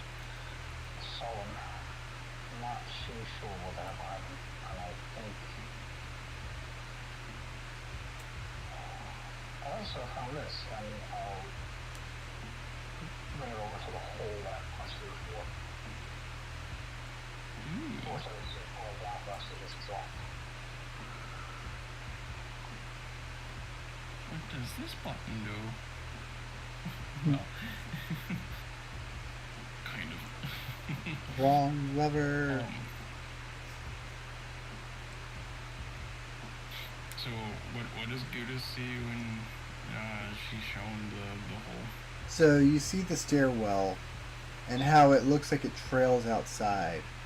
But it also spirals down. Stairwell that spirals down and goes backwards? No, so it from what you can see from where it's like where the stairwell came from, it goes backwards outside, right? Like it looks like the entrance to the stairwell is outside. Because you can see where the foundation ends and it goes past the foundation. Interesting. But when you see moving forward, it spirals down. And it's an incline from the outside. Decline. It's a decline from the outside. Mm-hmm. So it's just and like the spiral also. So So it's like. Or sorry, where you a see it cellar from, stairs? like from the whole how you see it, it's inclining outside, meaning it's declining if you were to walk from the outside in. Sorry, my bad. Yes, it's an incline outside. It's a decline down. Okay. Sorry, my bad. And if we go to look from the outside of the building, do we see any potential stairs? You don't see the potential stairs, but you do, however, see the window that CC smashed. Oh, it's going that way. Okay. I was looking at it from the other. Fascinating. Oh, this is how we're finding like door. I mean, it's one way to do it. Just the paladin rage pushing the floor. I will dismantle this establishment board by board. I will gnaw on the pillars of tyranny. How big is the hole that was smashed? There is for the stairwell. Mm-hmm. About fist sized, so possibly big enough for you to put your head through it, but Not big enough for me to take my gear through it. exactly. It was like it was like Elira punched it, and then after seeing what was on the other, and then was able to see on the other side, and then decided not to try to keep expanding the hole. Okay. Elira's gonna hate me. Judith is going to stand over top of the hole so that her cleric robe thing that she's wearing kind of skirts her on the outside. And she's just going to simply melt through the hole, leaving behind all of her gear as it hits the floor and slowly crumples to the floor. That's a far drop down. It is. How far down is it?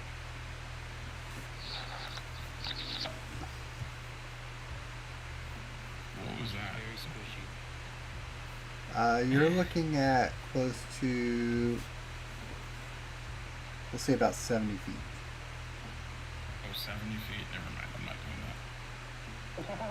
that. There was a lack of distance mentioned. I was assuming it was only like a story away. No, this is deep. She Yeah, that goes was in a little bit, but puts one of her eyes through, so check how deep it is. But Does her eye expand that far down? it's not sure. I mean, theoretically, if the DM allowed it, I could extrude a pseudopod with an eyeball on the end of it. But how far can your pseudopod reach? 10 feet. Yeah, you'd If I only be able recall correctly. you'd only be able to see down 10 feet before it started hurting you. Yeah, pretty much. It's like when you keep your eye open for too long. When your legs don't work like they used to before. Mm-mm. I will say I actually should go outside since that's where the surface is anyway. So what past this is. Yeah, well, that was kind of what I was suggesting in the first place, was to go look from the outside to see if there's a door down. Okay, cool. So we're in agreement then. And Cassius, from what you see from where you're standing, you see a trail to a cemetery.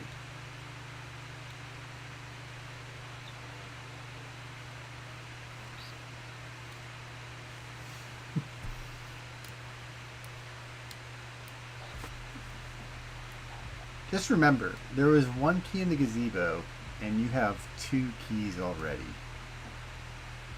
Or Lyra holds 2 keys already.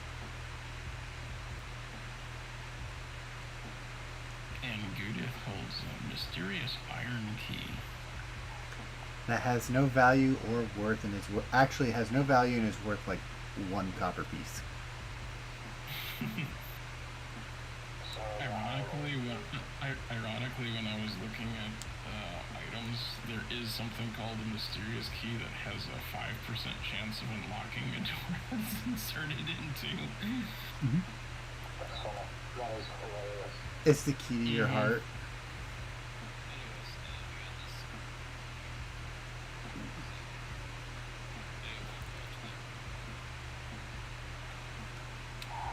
I'm gonna see who my device once again, see if H2 registers.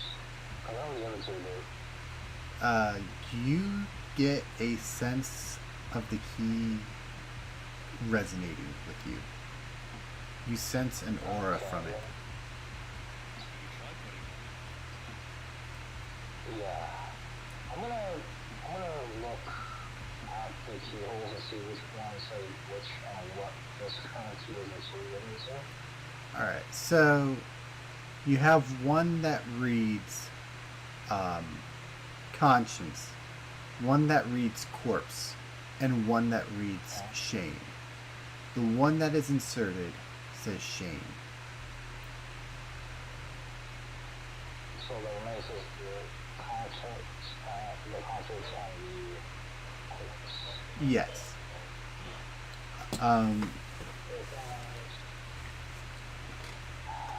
It's a reference to where you got, how you found the keys, like what was given for the key, essentially.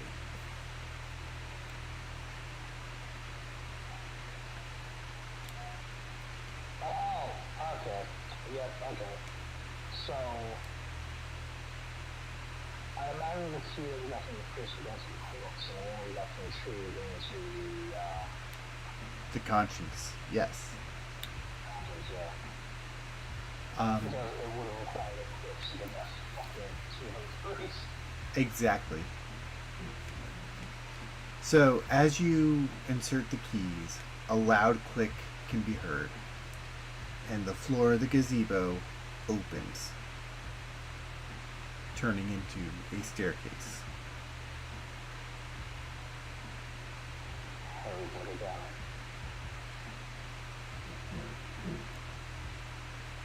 I go take a running. No, I'm kidding.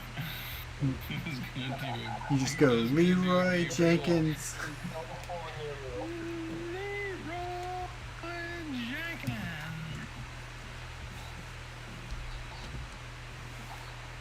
Did you somehow move faster than a fucking vampire?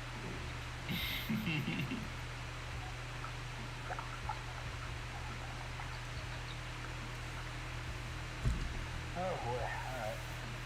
But yeah, unless somebody stops or Judith is gonna go start walking down the stairs.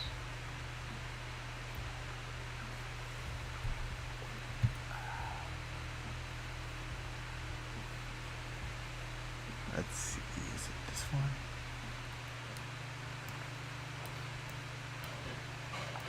Yeah. This is the one. Hang on, give me 1 second to set up. You might still have to send us the map. No, I know. I'm getting things placed down. Oh, okay. Got it. Just prepping. Yeah, just slight prepping because again, it's been crazy. Mm. Oh, dude. I mean, it's understandable. Yeah.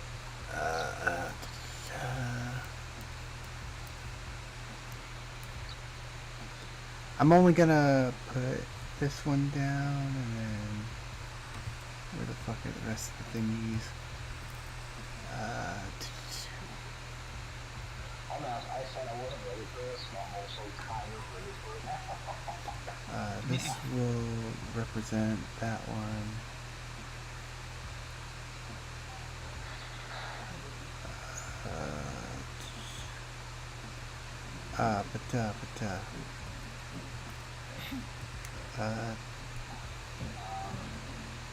We'll use Actually, this this one. doesn't have... Why are they going with dark vision right now? I believe so. Unless Dwarf also has dark vision.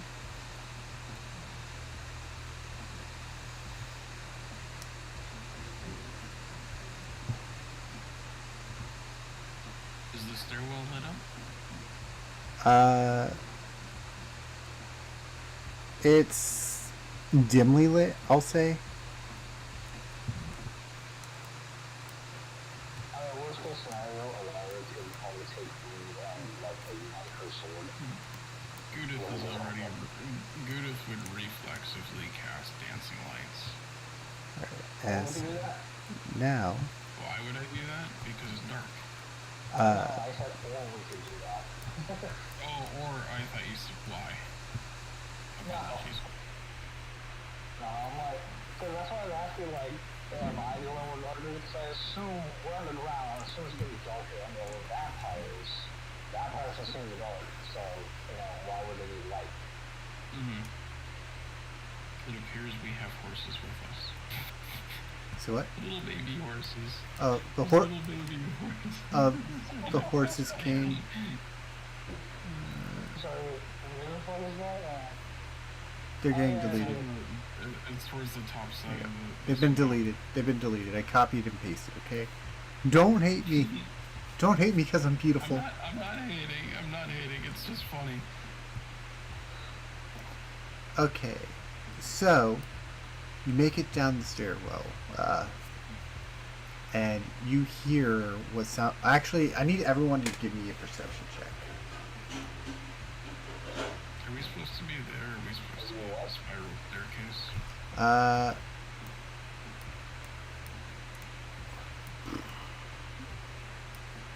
I'm gonna say this is like at the end of the spiral staircase. It took you a while to climb down, but nothing really happened on the staircase. Alright. Basically, I don't have a spiral staircase map, Alright. and so There's a spiral staircase on the right side of the map there. oh, By the circle. yes. But also, I kind of wanted you That's guys a why I little was further gonna- back because Okay. reasons. That's why I was asking if we were in the wrong place. I'm gonna say spiral staircase was actually back where you guys currently are. Okay. This one is just probably like a fancy pillar. Okay. Works for me. Or a second staircase.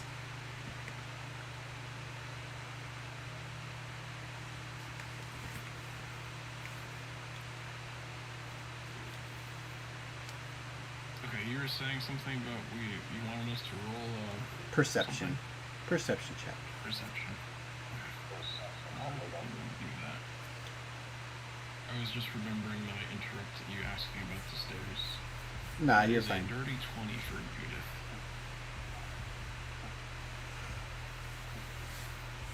That is a 13 for Liar. Liar, roll twice. I have no idea, but we'll take the 13.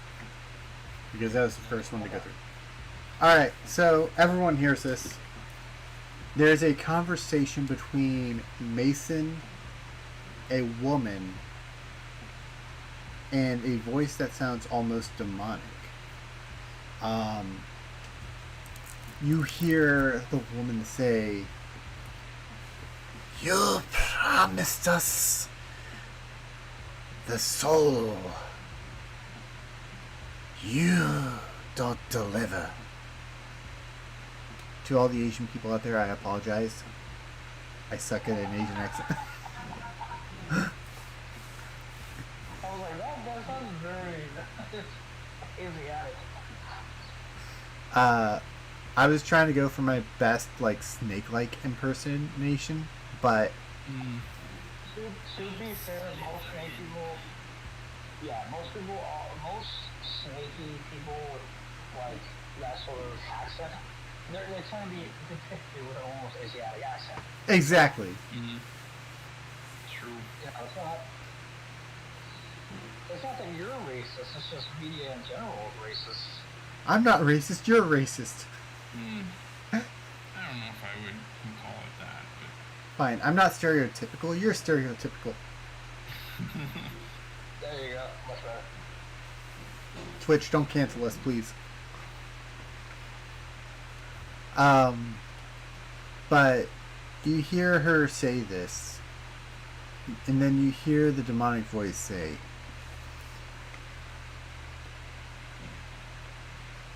A promise not kept is no promise at all. I will be taking the soul.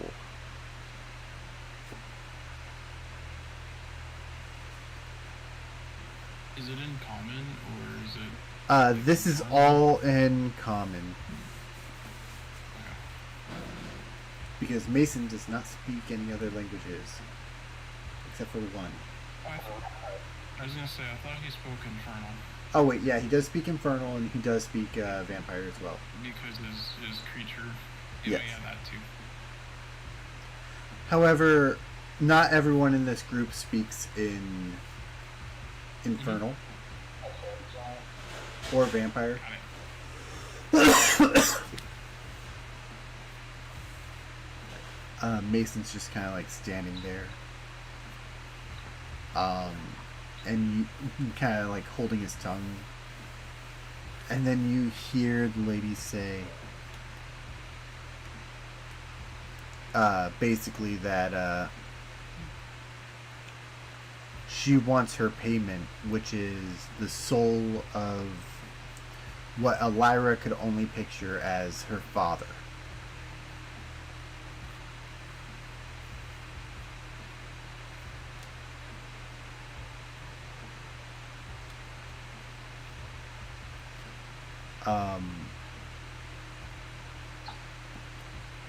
You hear. Say what? I'm really debating on making a wisdom check right now. If you want to, do it. Because I will tell you what will happen. Or you will tell. Because, like, I know what's happening. So if you want to, do it. You know, it's where Elira's head is right now. It's just like, Do the rest of us notice that she's acting different? If I mean, she's she did say that her father was down here. Yeah. mhm.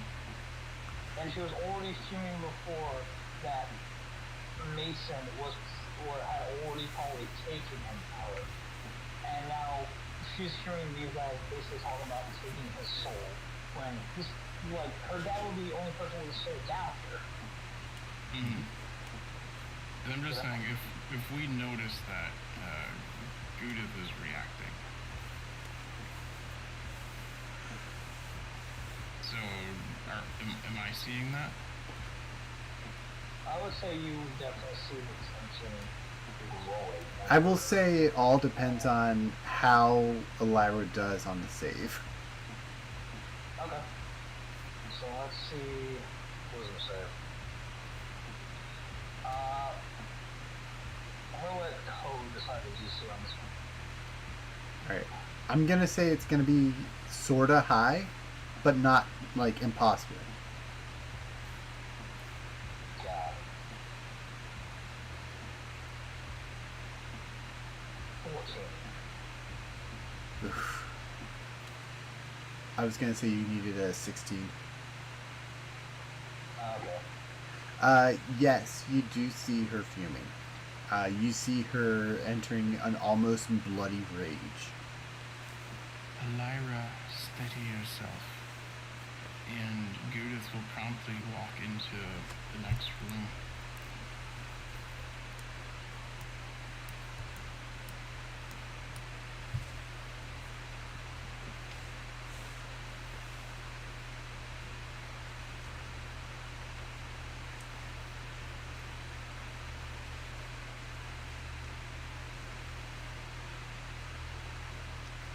So, as you are fighting your rage, Elira,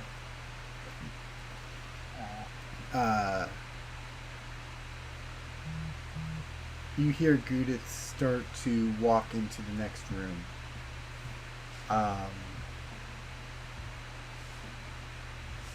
Cheyenne kind of pats you on the shoulder and says, "Come on, it's time. It's time for us to go."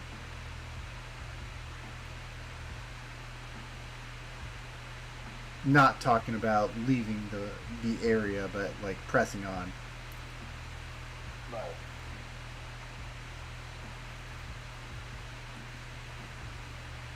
Does everyone move into the room? Yes.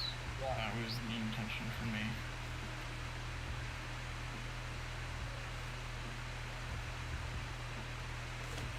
Alright. As y'all enter the room, you see a snake-like lady, a demon with a metal arm. His wings look rather torn, and they have what looks like fragments of metal between them, holding them in place.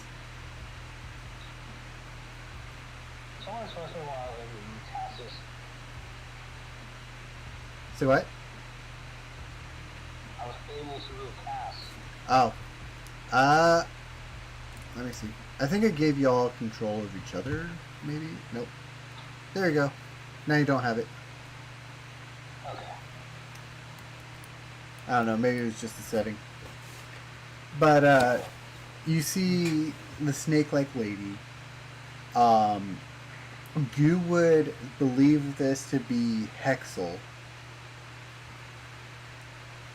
The demon with the metal arm and metal brackets between the wings holding him in place.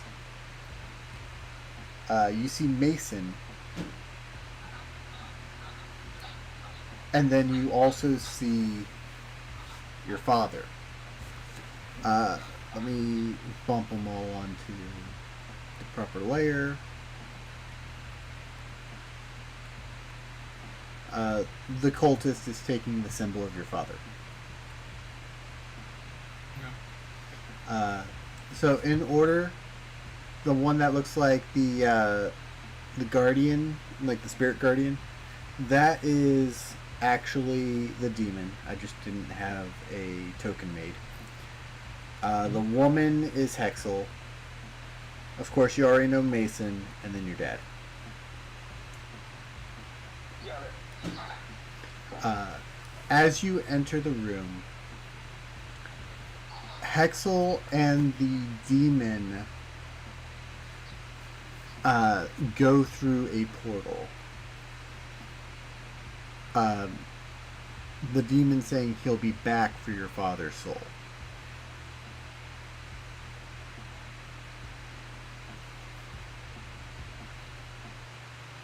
So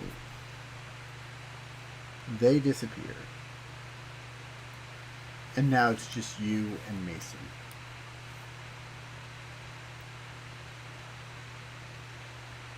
Your father stands in what looks like in a almost upside down crucified pose inside of a purple gem.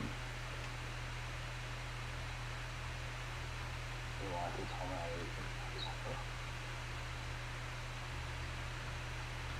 Say it again. I didn't quite catch it. She says that she sees her father in this position, just like, you want to tell me that she's gonna happen. Give me a moment, please. Mason.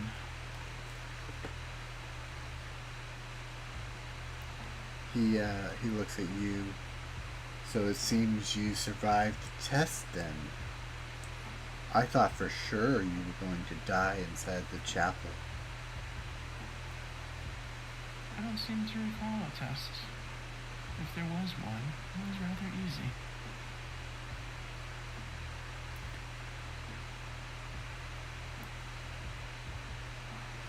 So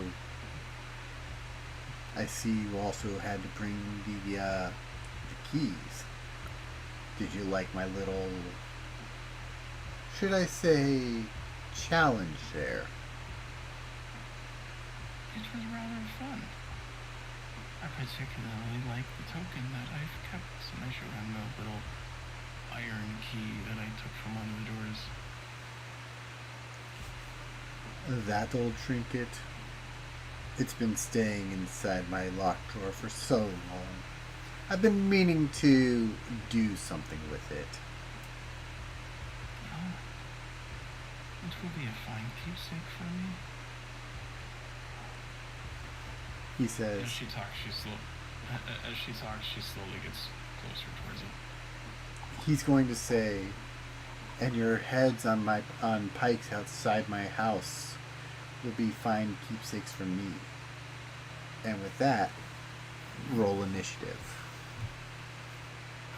Wait, can I still converse more? You can, but he's kind of done talking and more fighty. Alright. Persuasion out the window. What's up? Persuasion out the window. Persuasion went out the window? Yes. I mean, we kind of all knew that it was just going to come down to how to fight us. I forgot to do the thing, so my 19 didn't go to the It's fine. initiative. It's fine. It hasn't been taking lately for other games as well, so. Add CC or Cass. Add. Oh, also roll for Cheyenne. Yeah. 1 second.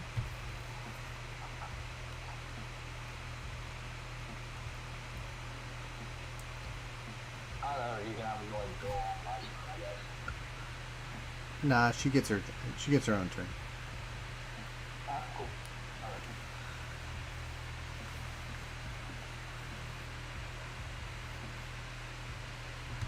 Oh, will you be piloting Cheyenne or whatever it is? Unless one of you guys want to pilot her. I'm okay with it, with you or anybody else playing it. I don't really know what stat sheets are, but what's Oh, she has her stat sheet on the in the thing. Yeah, I could pull it up. Skew Cass. That's already in there. DM.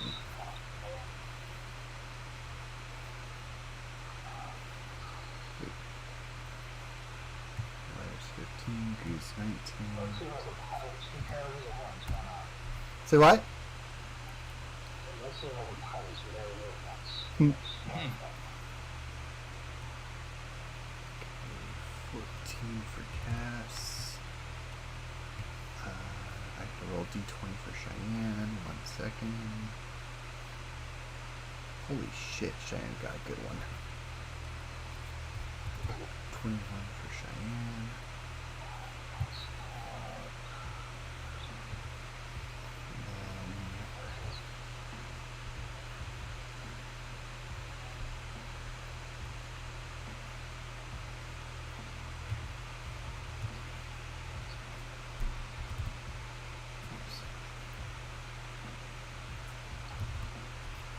This is actually kind of decked out.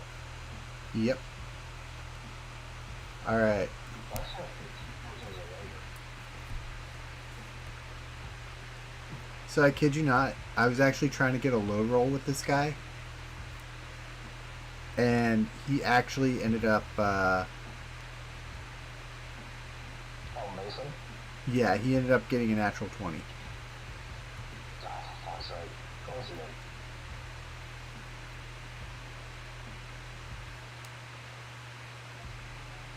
I love that Cheyenne is extremely strong, agile, and smart, but she's lacking with the wisdom and charisma part.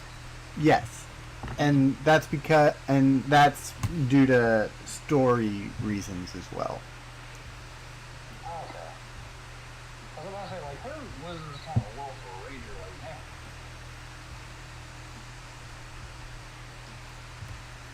So Mason starts. Actually, let me scale him down to what you guys are because he should not be this big right now. Should only be about that big. We'll say your dad's like right in the middle, kind of. Just floating. He's floating above the arena. Shouldn't be too far, but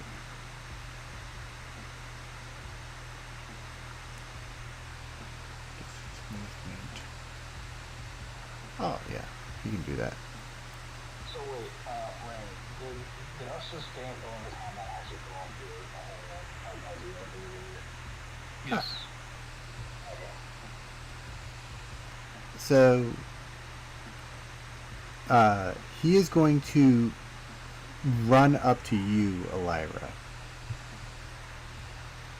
because he sees you as the biggest threat.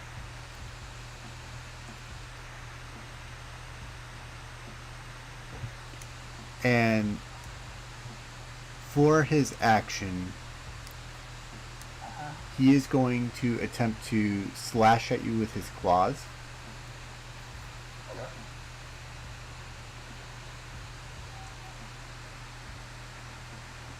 Does an 18 hit you? Nope. And then he is going to make a second attack with his claw. Okay. And miss.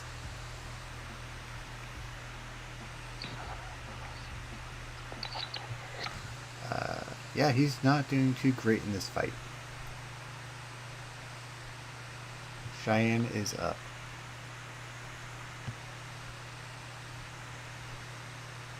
Okay. Yeah, we pilot Cheyenne for now, so for her, let's bonus action. Does she have punches mark? Yeah, she does. So then bonus action punches mark on him. And then she will fire with her lock. Okay. I can't make the rolls unfortunately because I don't have coverage over it. Oh, you can't make her rolls? No, because I would have to claim her coverage in order to do that. I got you. In that case, I will make her roll for y'all. I'll follow what you tell me. So she's gonna shoot her longbow at him. Yes, with Hunter's Mark on him, so that's if she hits, That's beyond low for hitting. does she have an after attack? No, she's level 4. Yeah, she's a little bit lower than you guys because she's not a PC. Right. That makes sense. Alright, over. Do you want her to stay as close as she is? No, I didn't want her to back her because I wanted her to not just kind of be melee. Alright. She's tanky for the level that she's at, but hopefully she's going to be able to go melee with this. How far back are you gonna move her? She has a movement of 30. I'd say about long Like obviously. here, or are you talking further back, like edge of the room? I would say Because she could probably get there. yeah, actually around there. I want her somewhere where she can get Alright, so And that's only like 40 feet to Mason presently. yeah. From there, so Those have like 120 foot range. It's got like a full, I think, a few hundred, but that counts as the long. mhm.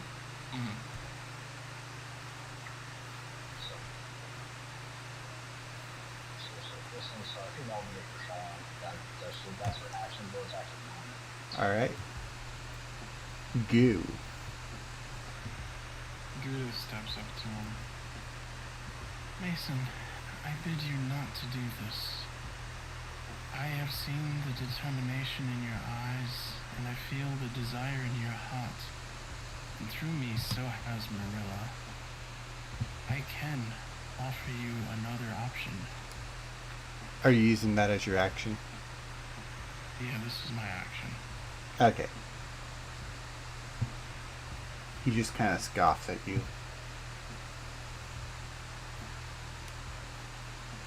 My dear Mason, my goddess has seen you, and she wants to offer you power that even the pretender Seligic cannot achieve.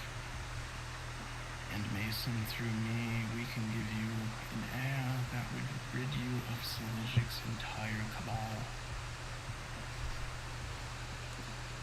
Not Are you trying to piss off a liar? Yes. He kind of just shrugs you off, not really paying attention to what you're saying. Damn. Yeah, you won't even listen to persuasion at all. I will tell you, that is one thing he has as his trait here, or as one of his traits. Okay. Is that basically persuasion does not work on him. He does not listen. Interesting.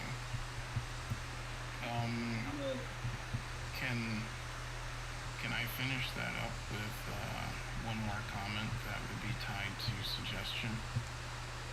Like casting the spell suggestion? Yes. Casting the spell is a action, is it not? Yeah, I believe so. So, by conversing as your action, that would be your action. Then you'd have to wait around for the spell to be your action again. Okay. Well, I guess that's it. All right, Elira, you are up. Okay, we're gonna kick this off. Really fucking well. I would like to rage. Enter your rage.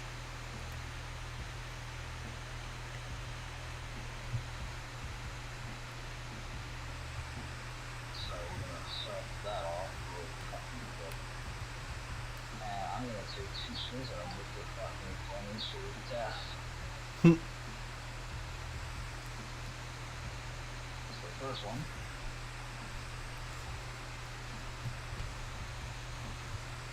Is a 15. I doubt that hits. No, a 15 does not hit. I don't know the 15. Jesus Christ, what the fuck happened?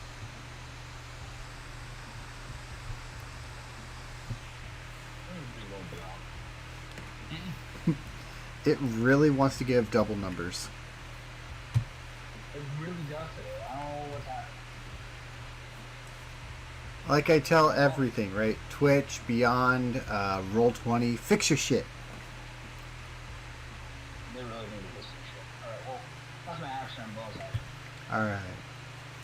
Cassius, you are up.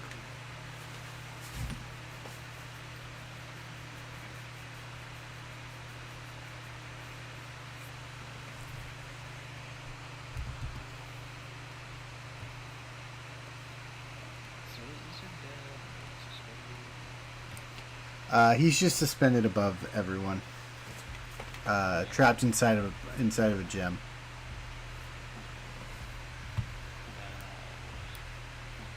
Make my way behind him.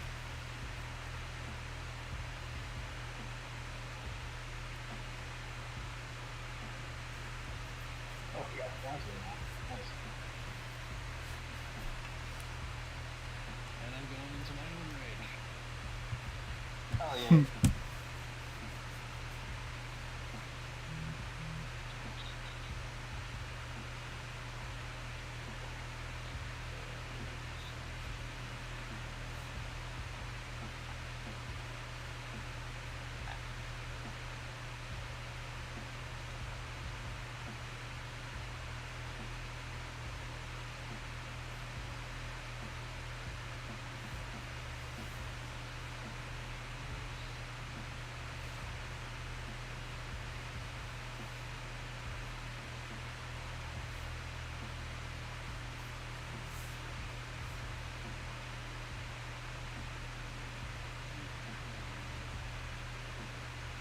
Okay, so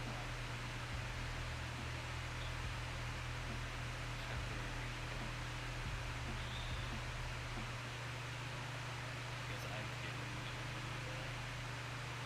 wild surge. Okay. Oh, shit. I forgot to do that. This is very good. And Mason's either going to have to succeed a Constitution saving throw or take 1d12 and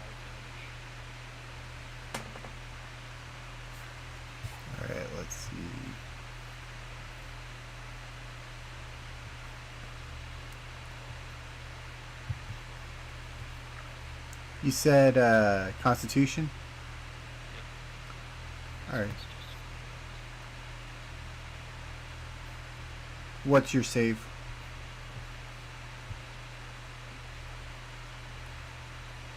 What's his the save that he has to make? Like, what's the number?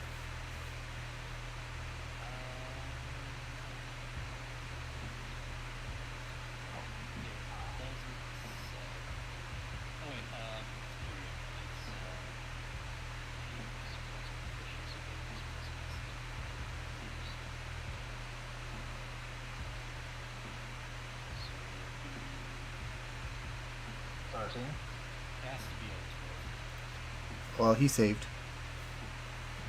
Okay. Wait, wouldn't it be a 13? Because you got comma, 2, and 3 proficiency.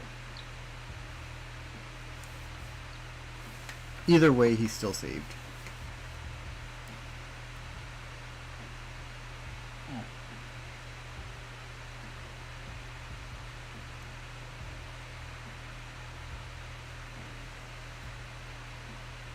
Well, either way, after hearing that number before heard War of Death, he still has to dodge 2 attacks. Okay. At advantage. So, there's the first one, that's 10, and the second one, that's a nat 20. That's good. The nat 20 hits.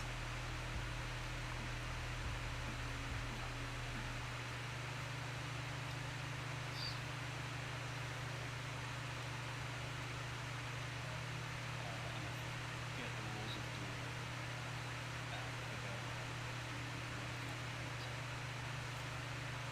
Well, the rage takes a bonus action, so Yeah. Can't do 2 bonus actions in one turn.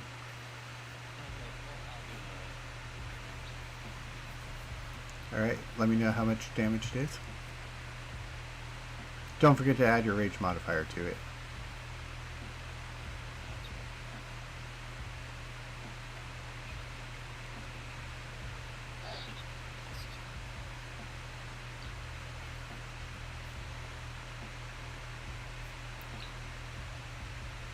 So, how much in total?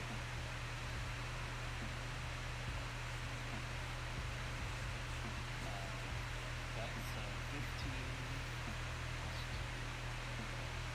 15. So 17?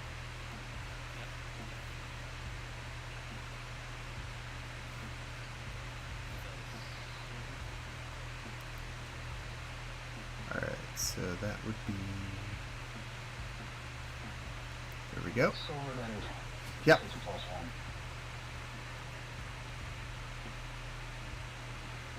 +1. Damage has been calculated. Is that it for your turn?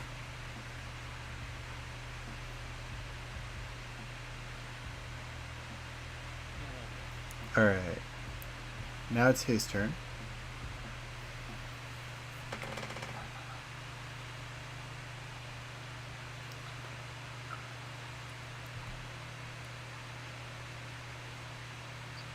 Let's see.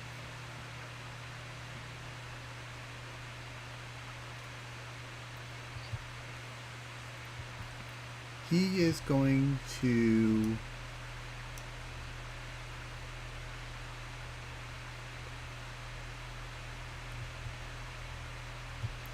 He's going to try to use his claws on you again, Elira. That is a 25 to hit. That is. And then that would be...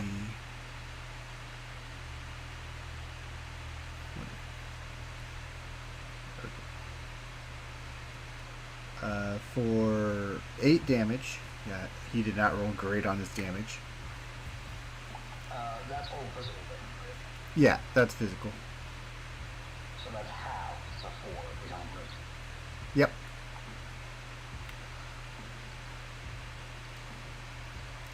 And then he is going to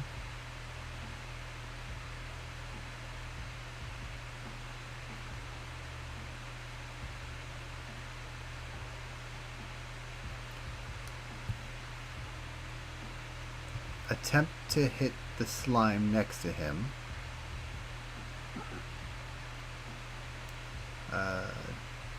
Does a 22 hit the slime? Of course it does. It's like, how dare you try to seduce me, bitch? 7 damage to you. Alright. And that is the end of his turn.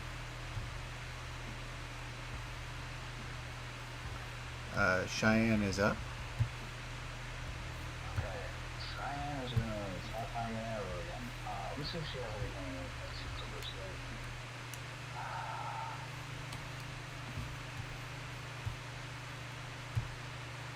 So there's 100 more active.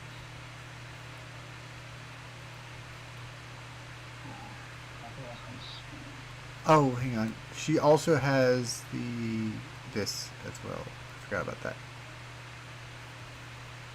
The what? The ancestry cutter, the sword you made her. She does, but again, I don't want her in melee just yet, especially unless I go like this. Okay. Makes sense, right? Yep. Yeah, so, yeah, she's gonna shoot again. I would do sharpshooter, but that's a -5 penalty, and from what I can tell, he's gotta do something class. So, So, just longbow shot. with longbow shot, if she hits, she has an additional beat of damage because of Colossus. That does not hit. No, it does not. She's a good character, terrible dice rolls. I mean, that's pretty much that's the slogan of the campaign.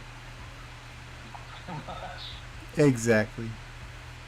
Although we are rolling that ones, you're holding shit.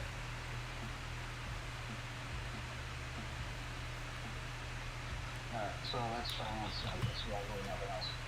Yeah. How do you change dice in Roll20, by the way? How do you change your dice in Roll20? There's a setting somewhere, I forget where it's at, but I can Yeah. help you with that later.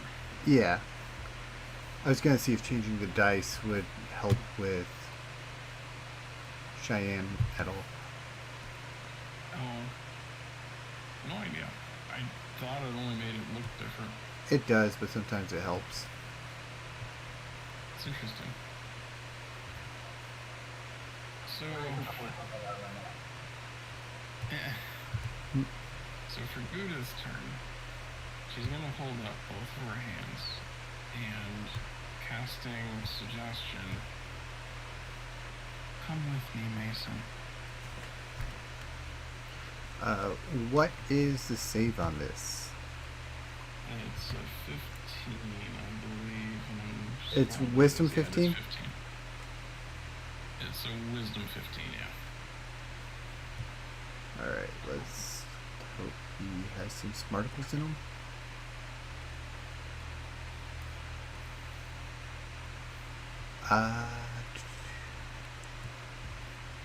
He failed.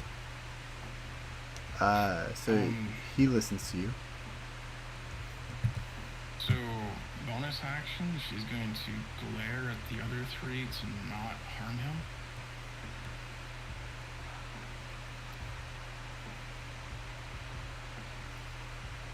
And if he's listening to me, I'm gonna go or start leading him towards where the spiral stairs are. He will follow on his turn.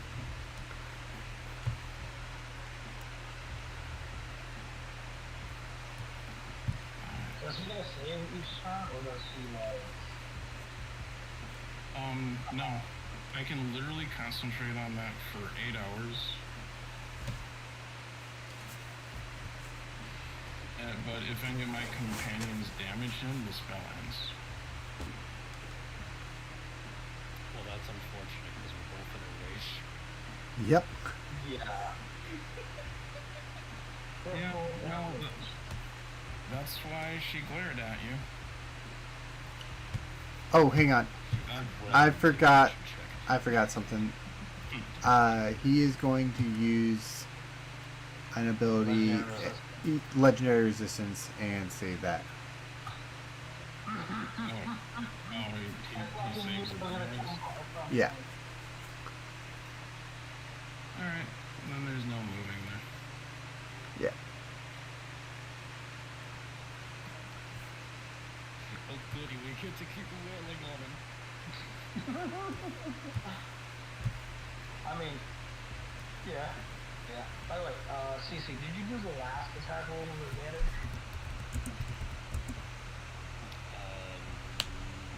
No, I just got control. Okay. I was saying that because we are flying too fast, so we can get advantage. Yes, I will be using the advantage next turn.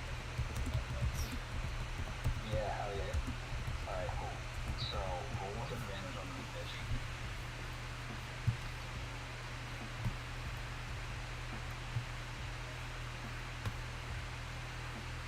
Okay. 28 to hit. And we're gonna go again. Advantage.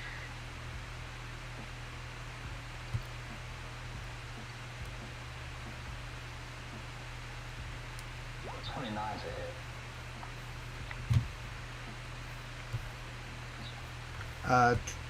Both the 28 and the 29 hit. Alright. God damn it. Alright, so that's... How much damage is that total? Okay, so that's 21 damage. Is that including your rage bonus? No, it's not, so it's 23 damage.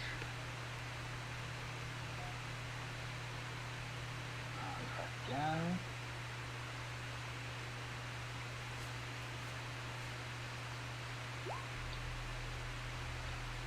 And that is 19. 19. So it's a total of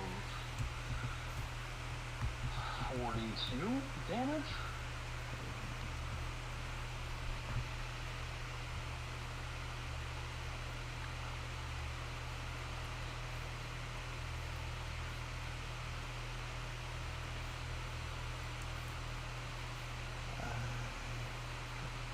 I will say also that Elira's form has changed. So, initially when she entered her blood surge, the sclera of her eyes would turn black and her pupils would become consumed with the blood, or consumed with the red of her iris, as well as she would have a dark aura. She still has that dark aura, but now you see red, faint red sparks coming off of her. And her eyes are now pools of red. Like the entire eye is red. Is that it for your turn? Yeah. Alright. Right now. Cassius, you are up. That's quite a coincidence because right after Cassius went into his rage, he also banged out the record.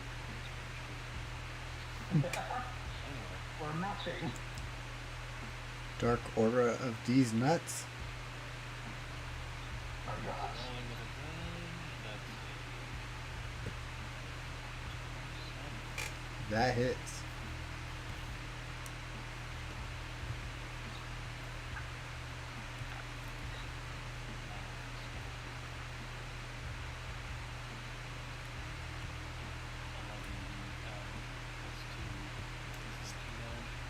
Okay.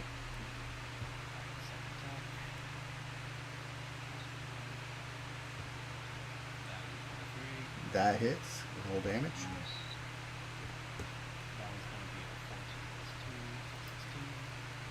Yep.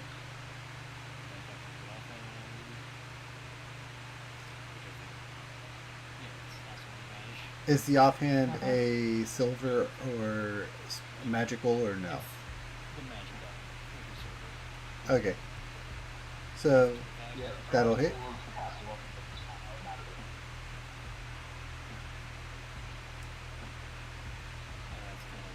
gonna be 13. an 11 plus 2. All right. That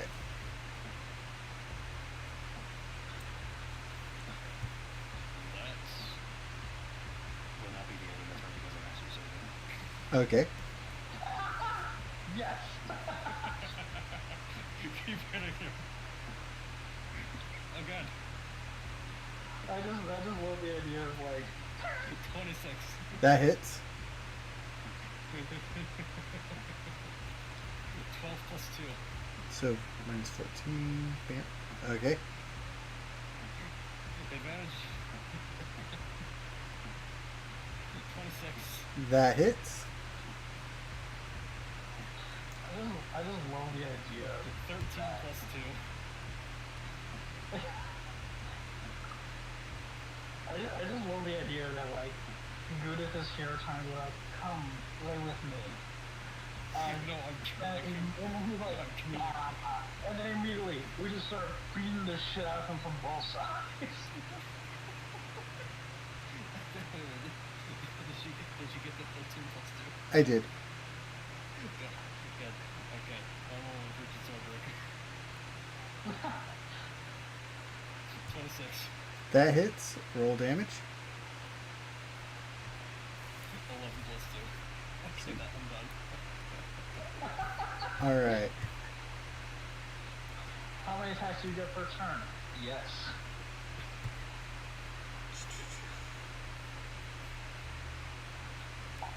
Oh boy. All right. He is going to Misty Step here. And he is going to target Elira with this ability. Where the fuck is it? Oh, there it is. Uh-huh. I need you to make a wisdom save. Okay. This is not a charm effect, right? It is not, no. Okay. So wisdom save.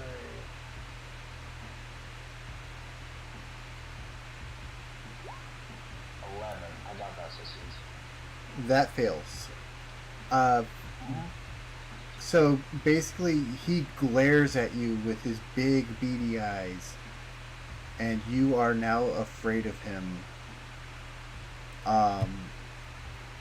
You make the save again at the end of each of your turns, and if you succeed, you are immune to basically the effect for the next 24 hours. Gotcha. So I'll make that again.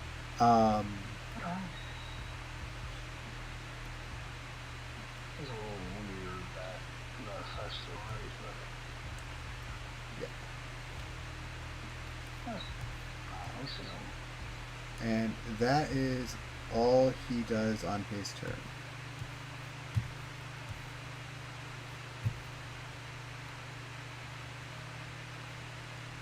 And the fear effect is I can't move anywhere near him, right?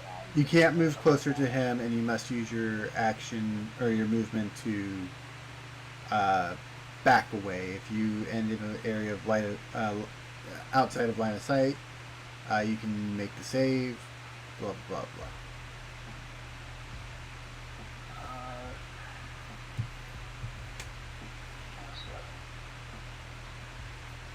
I'll look up.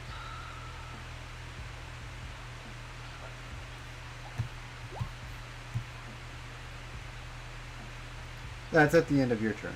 Oh wait, never mind. You were just putting the condition on. Gotcha. Yeah, I was putting the condition on. Do you have to move away? I don't think you actually have to move away.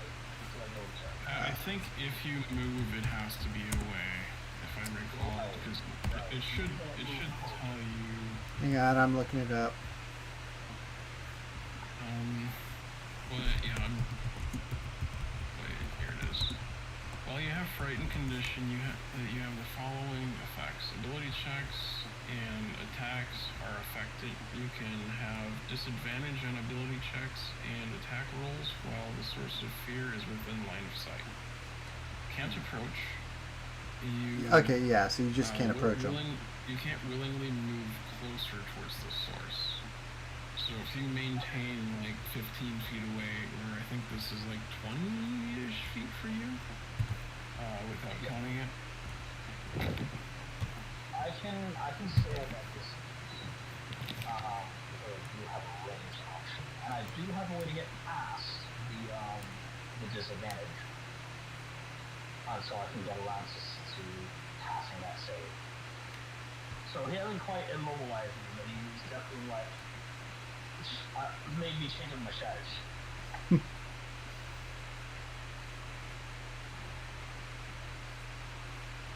For now.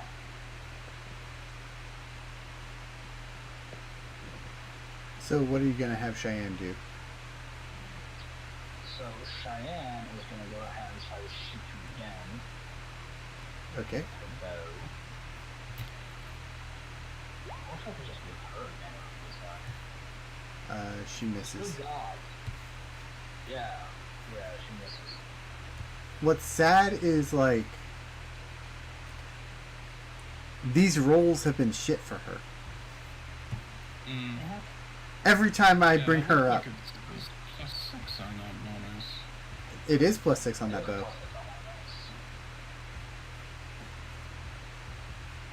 Yeah, So 12 with a +6. Dang. Yeah, so she should be hitting him, but the dice is saying no. The dice is basically saying get bent.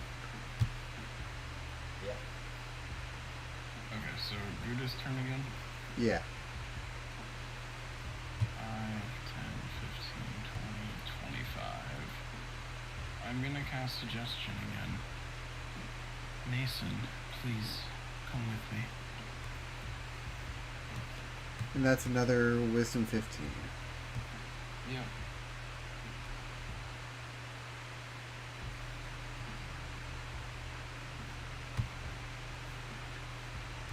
You're really like held down doing this. Mm-hmm. He passed. He passed it. Yeah. Now, is it just the pistol arrow off at this point, or is it just because of her own agenda too? She has her own agenda.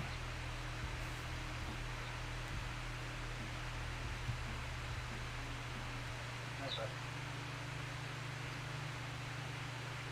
Also, Sure, What was that code? is that a charm spell by chance? I think so. Yes. didn't you say he was immune to sound effects? Yes, I did. Wait, he said persuasion. He's immune to persuasion, but also he is immune to charms.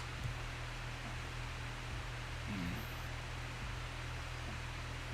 Well, never mind. Whatever. It's still cast. Oh, we now fully know that he was actually immune to charms. That's what I did not read my notes entirely. Mm-hmm. I only heard persuasion before, so. Yeah. Yeah, I missed persuasion. No, I heard you say persuasion. I heard code say charm.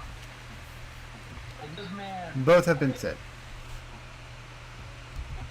Basically, the way that I see this now is that Gabriel became a priest of themselves. We're currently fighting the super himself.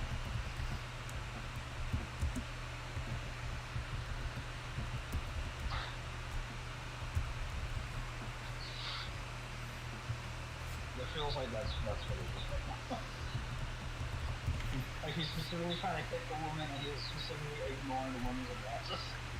Being like, I'm better than this. Joke's on you, I read smut. Joke's on you, I'm not into girls. They're gross. Joke's on you, I don't like my women living. Oh god. No. That's bad. That's bad. I mean, he's undead. I know he's undead. I know you mean he likes vampire ladies, but that just doesn't sound right. He likes them with the choking kink. Is that it for you, Gudith? Well, if he's immune to it, I tried to cast a spell. I have 5 feet of movement left. I'm walking away.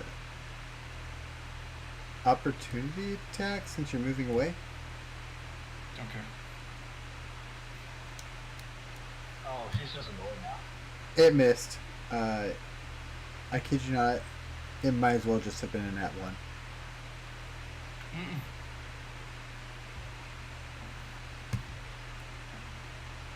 Elira, what are you doing? Okay, bonus action channel ability without enemy on him. Does he make a save or no? Nope, Okay, it just happens. cool. So without enemy means that I have advantage on attacks against him, which also means that cancels out the disadvantage. Yes. So it becomes a normal roll. It becomes a normal roll.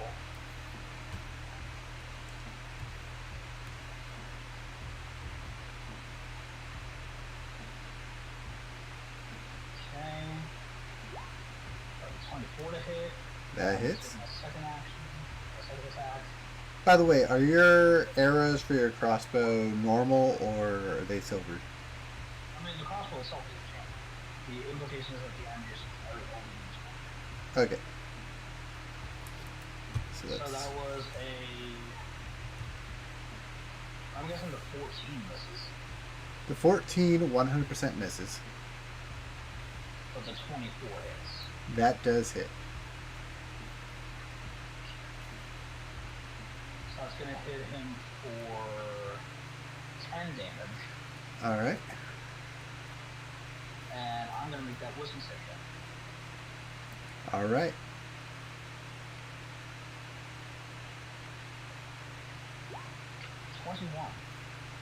You save and you are now immune to that condition for the next 24 hours. So, Elira, now shaking off the fear effect,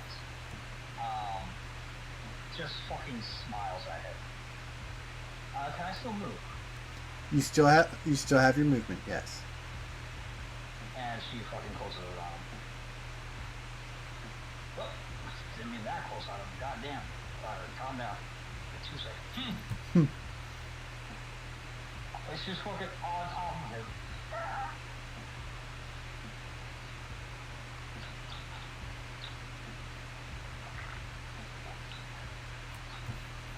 All right. Cassius, you are up.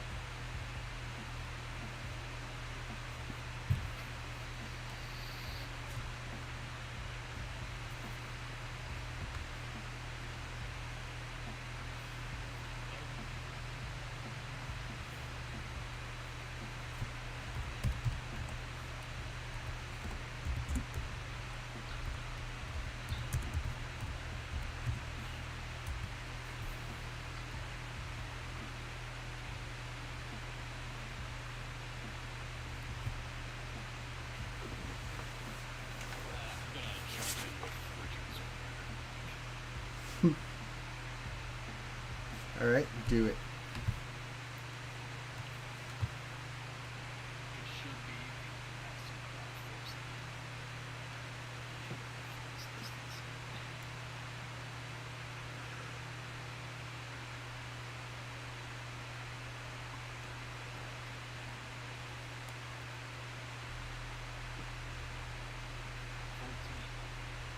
A 14 doesn't. Is that the damage or is that to hit? That does not hit.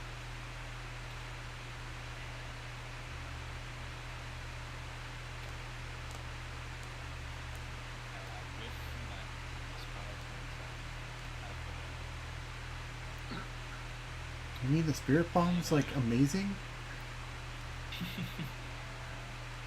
Anyways, rolling with advantage. Okay. Mine was 17. That does not hit.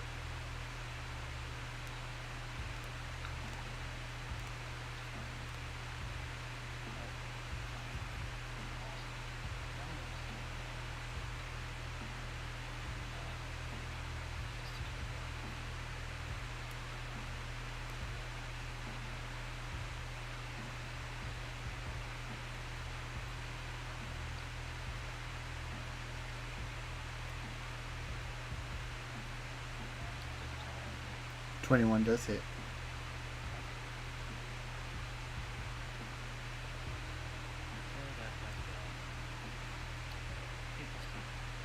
So 10 total. Okay.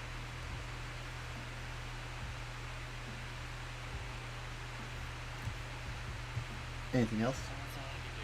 Okay. Alright. On his turn, he is going to summon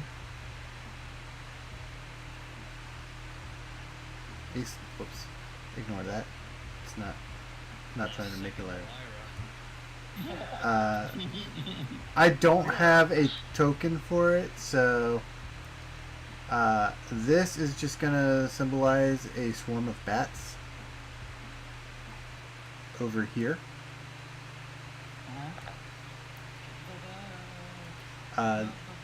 They will just go on his turn because keep initiatives pretty even, you know.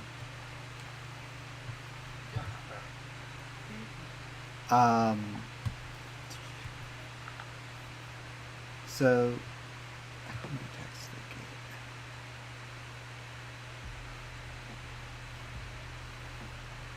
They only get one attack. Okay.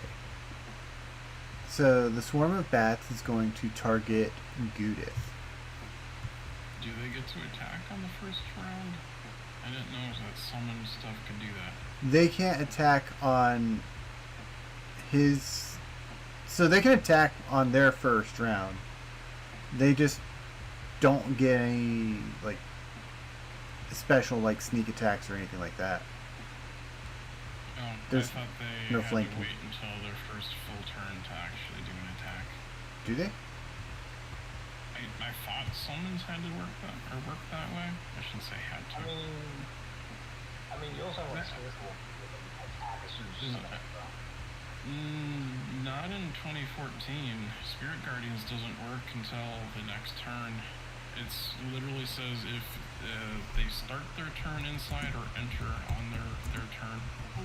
Right, but they're not actively attacking the guardians. They're not actively attacking. Spirit Guardians actively attack whatever's inside of the circle, but they only attack when a creature starts inside. It's a summon as well, I believe. Oh, here.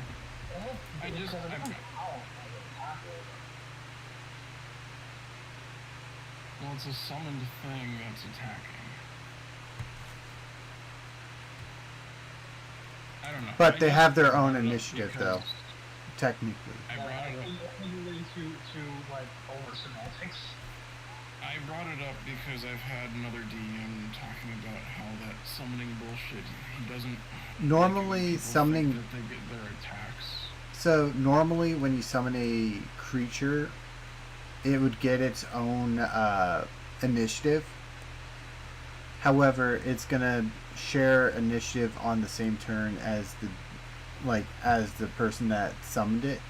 So it happens simultaneously. It's not like it's gonna be I'm going to summon and then have them attack. It's more like they summon and then their attack, and since their turn is technically right at the same time that turn is ending, they would then be able to attack. It works the same with how you would do like find familiar, stuff like that.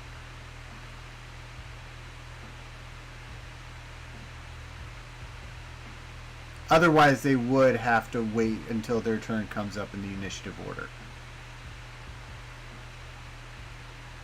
Yeah, whatever.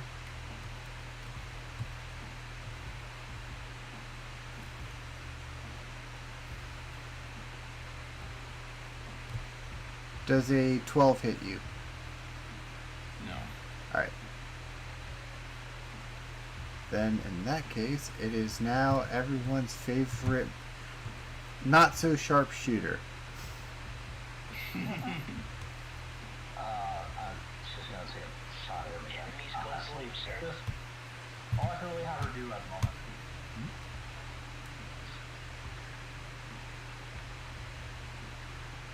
Can I have her melee? Yes, please. Can I have her melee? No. I feel like this is another... Hey, range. Is this another spam bot here?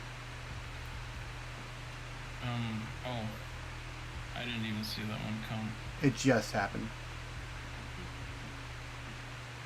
I think this is, yeah, it looks like a spam bot. There we go. Much gooder. It's funny that I always see them with like smaller trims, and I I rarely know. see a spam bar. The interesting thing is it's even getting past Seribot right now, and Seribot is normally very slap happy. Yeah. No, that's interesting. So Cheyenne finally got her first hit. There we go, and that's a 2d8 plus. What is it? 2d8 plus 4. Alright. I'm just gonna add a second d8 late after and just normal roll it. So that's 12. And then. Oh, wait, it automatically did the 2d8. Oh shit, nice. Game log. I was Because. gonna say if the weapon was designed right, it does it for you and beyond. Yeah. Well, because of the feature that she gets, because you're already under half health, or Yeah. not under half health, under full health. So because he's under full health, he Okay. gets an additional D8 due to her hunter ranger wounds. Okay. It already did Yeah, it. I guess I So don't know how those work. it's crazy. I love those. But hey, she got her first hit. Yeah, I really want to play a ranger at some point. Yeah. They get so much shit about all of them. You're up, Goo. Judith ignores the bats and walks over to the crystal. 5, 10, 15, 20, 25. You know, Now- all of us. They get an opportunity attack, right? Probably. Alright. If they have their own action bunch of it, They don't hit you at all. Alright. My action, I want to investigate the crystal thing that he's in to see if I can get him out. Give me an Arcana check.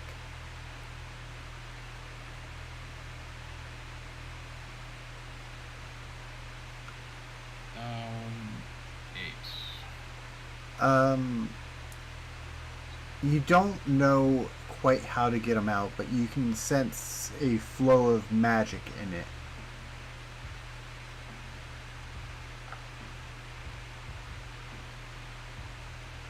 I believe that's my action unless you let me do more.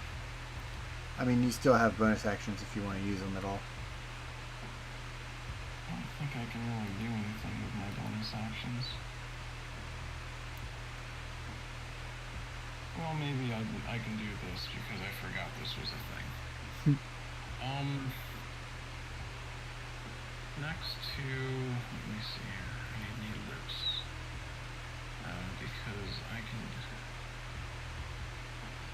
just double checking the distance on this thing, I'm pretty sure it's 30 feet.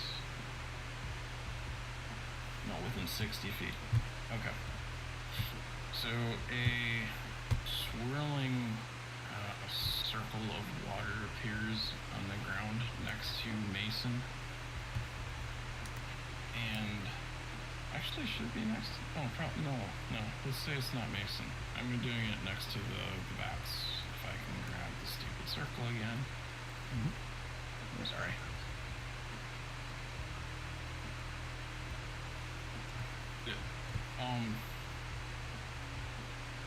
Tentacle comes out of the swirling circle of water. And it lashes out at the bats. It's a 16 hit. Let me check. Yes, a 16 does hit the bats. And that does 7 damage. And it reduces its cold damage, by the way. and reduces its speed by 10 feet until the start of my turn. Okay.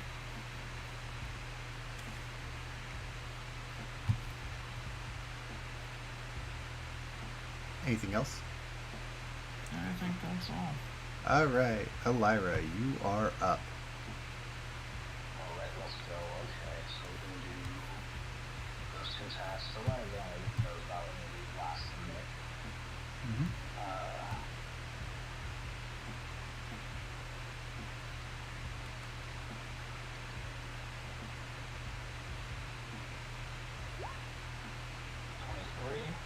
That hits. Okay, roll the second attack. Oh, I keep getting so close to fucking nuts when it's Okay, so that's a 23 and a 29 both hit, so I'm guessing they both hit. Yes. Okay. I'm really hoping for that fucking natural somewhere.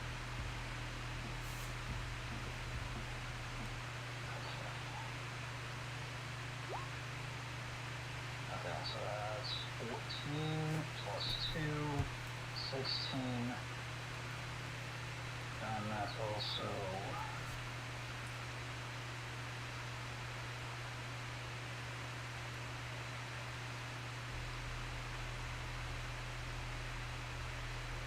Oh, whoops, I didn't roll with advantage.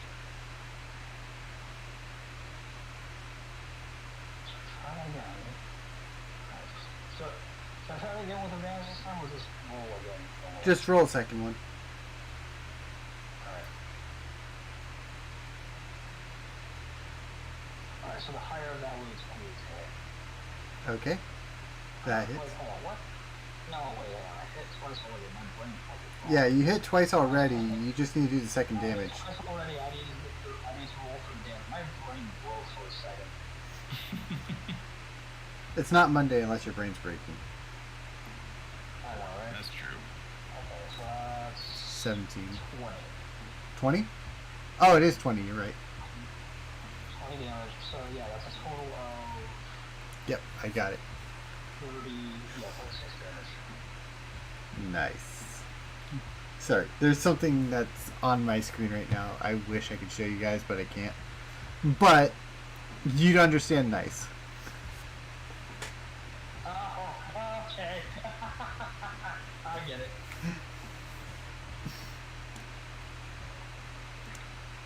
Okay. Let's see what you're playing at, fucker. Alright, that's my turn. Alright, Cass, you're up. Flying. I think we got Oh, you're gonna do the Yu-Gi-Oh thing every time you talk. Alright. That's a 26 with the rapier. That hits. Oh yeah.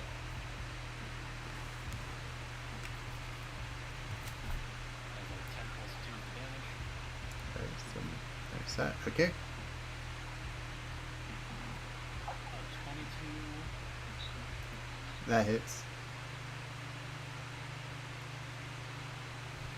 And a 12 plus 2 for damage.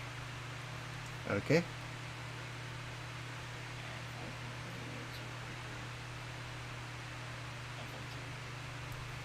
And 14. 13 does not hit.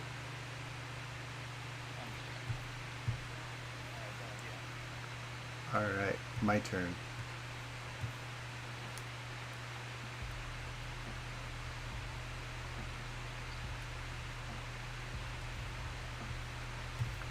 Alright, so Mason is going to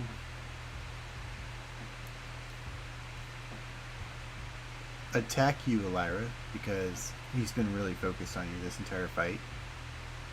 Personal reasons.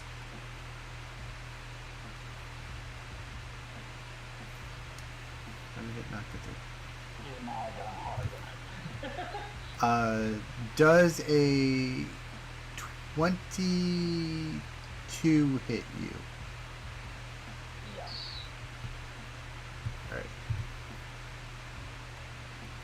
For 14 damage, Okay. How? and then he's going to attack you a second time And that is obviously not going to hit you.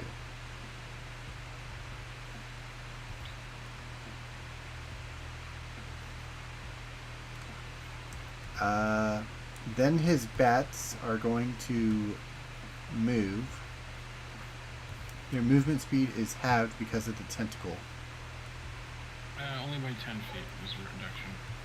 Okay, Also, so they're moving away from me. no, not fully. They're just moving there, in between you and Cass. Okay, that's right. And they are going to attempt to attack Cassius.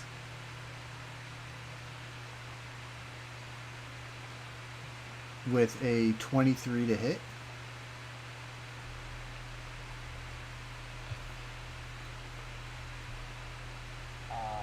Reaction.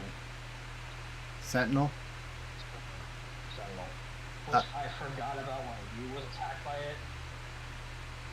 I don't think you were close enough, though, were you? Goo was not in 5 feet of you. They were right behind me. Goo was They not were in. directly behind me. Oh, never mind. I was thinking of a different instance. So, yeah, I could also hit Mason with the fucking Sentinel attack when he hit you. I'm stupid. 19 will hit. By the way, Cass, you still take 4 damage. Yeah. It bit you. Yes, I should have nailed that. You kill the bats.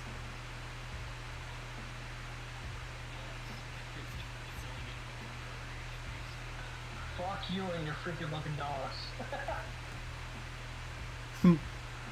I take it you're saying that to, Yes, I'm saying it directly to Mason. Alright. Cheyenne is up.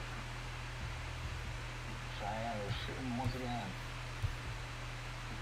See, I wish you didn't have to call out, like, the sharpshooter before you make an attack. Especially when you don't have advantage. Yeah. But yeah, so regular shot. Ooh, there Dirty we go. 20. I changed the dice and they work better. Nice. That's 2d8 plus 4. That is 9, Nice. 8, 7, Power of the 15. unicorn dice? Yeah. So total damage is 19. Damn. She hits good. She just needs to hit in the first place. Yeah. Yeah. I felt like Power of the Unicorn would do her much better. And I was not wrong. Alright. Goo. What do you do? I'm gonna try whacking the crystal. Alright. Roll to hit the crystal. I'm gonna use vocal rupture on that, which is 2 attempts, and that first one was a 20. Alright. Holy shit. What does vocal rupture do? It's Eldritch Blast. Oh, okay. renamed. Okay, so it's just Eldritch Blast. Okay. Wait, so you did this to me? What? Well, What? And, so that was 10 damage from the first bolt. And that's a dirty 20 with the second bolt. So I don't know if that 15 does anything to the crystal. You see a little chip in it from where your 2 blasts hit. Mm-hmm. Other than that, you don't know if anything's happened or not to the crystal. Okay. And it didn't harm the person inside? As far as you can tell. So as far as I can tell, it's basically a 50-50 guess if it's actually doing anything to the crystal, right? Exactly.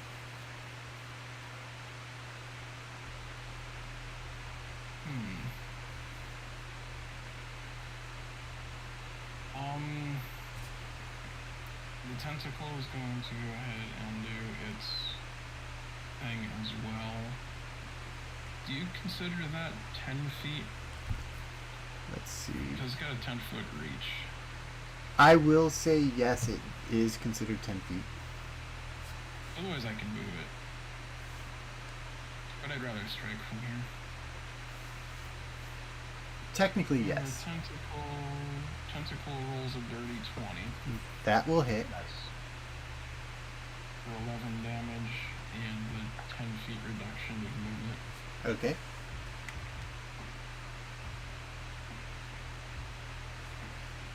And that's the end of my turn.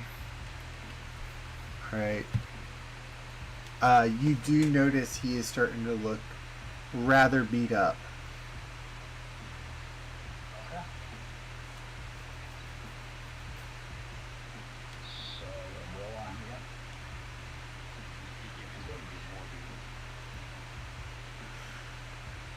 That's my 6.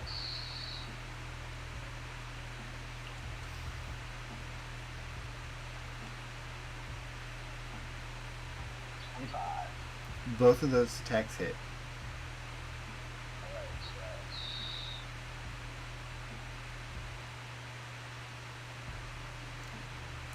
that's And like that, he goes down. neat.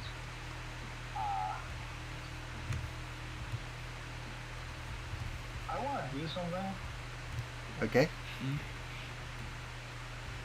which is with that final hit, I want to impale him with the sword to the ground, Okay. plunge one hand into his chest and rip out his heart, and with the other I want to rip the phylactery off. Give me a strength check on the phylactery. That's at advantage. Straight strength or athletics? You know what? We'll go athletics. Okay. So advantage. 17. So you reach in and grab the phylactery from his chest. The phylactery glows green in your hand.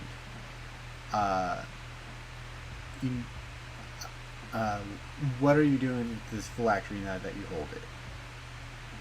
I am fucking smashing this shit. Alright. As you smash the phylactery, I want you to notice that the crystal around your father disappears. And he is falling from above the, what do you call it? Above the battleground. Can I use a reaction to catch? Yes. Yes, where in that there is a soft and squishy goo. There's a softest machine here. What do is it athletics or acrobatics? Acrobatics for this one. Because you want to be able to catch him. Me too. The soft and squishy goo shows up and catches Elira's dad, placing him on the ground safely. He is still unconscious, but I'm saying he's still unconscious, but free from the crystal's grip. Alana's gonna run over and at this point she's coming down from her rage after she's just like basically finished off Mason. So, when you run over to him, I want you to give me a medicine check. Medicine check. Oh, I'm not great at this. Never fucking mind. Nice. Splash of the sea of cloud. Every time I'm like, I'm not good at this shit, this is what it wants to perform like. So, with your medicine check, You notice that he's alive, but may have been changed by the crystal. Altered a little bit.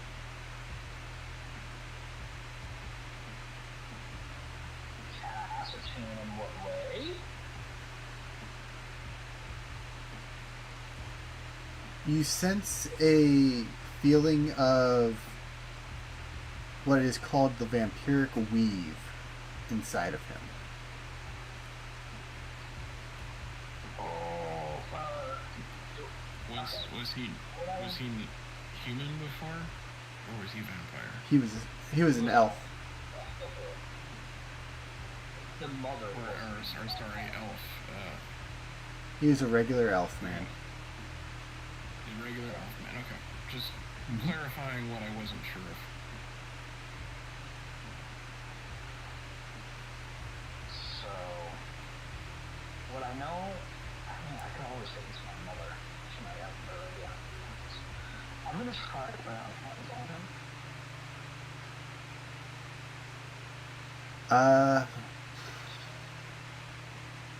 Because there's a specific thing you can do with lay on hands, which is remove disease. I don't know if this counts as a disease or not.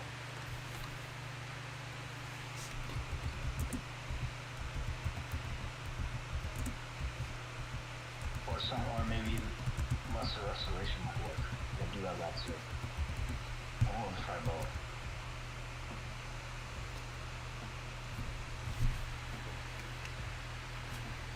I would say interesting. According to 5e rules, vampirism is not a disease. Interesting.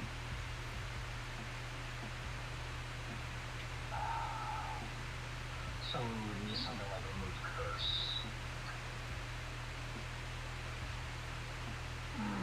Which is a third level spell I don't have.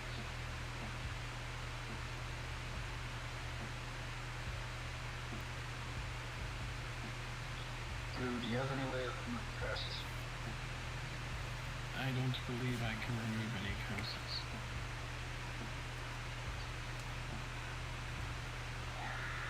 I could pretend I do.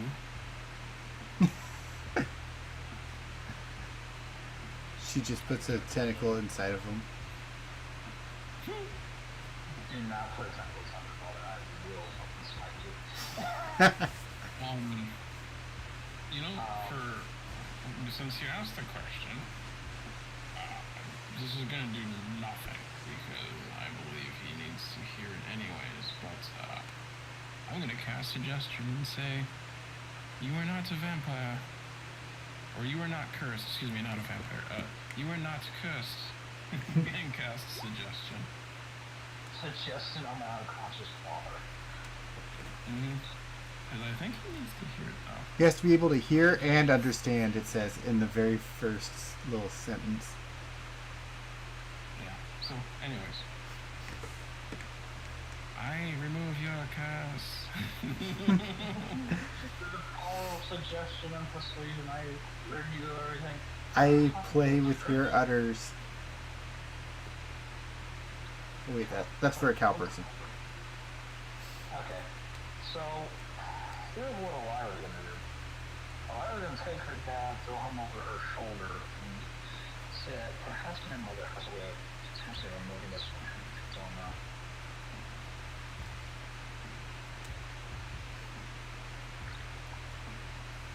Well, I do know that this fight's not gonna last long. We have to move. I attempt to search the body of Mason. Okay.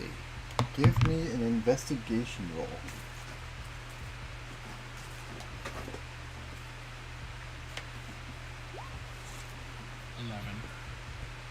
Alright, let's see.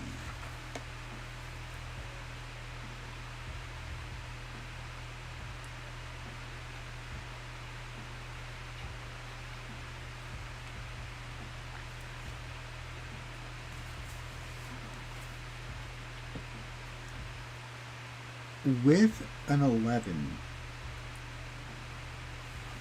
you would find 200 gold pieces, and a bottle of holy water.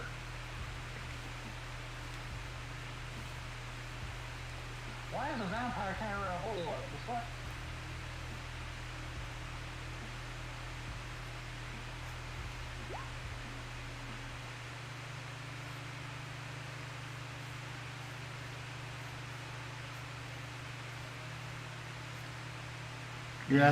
You're asking why the vampire is carrying holy water?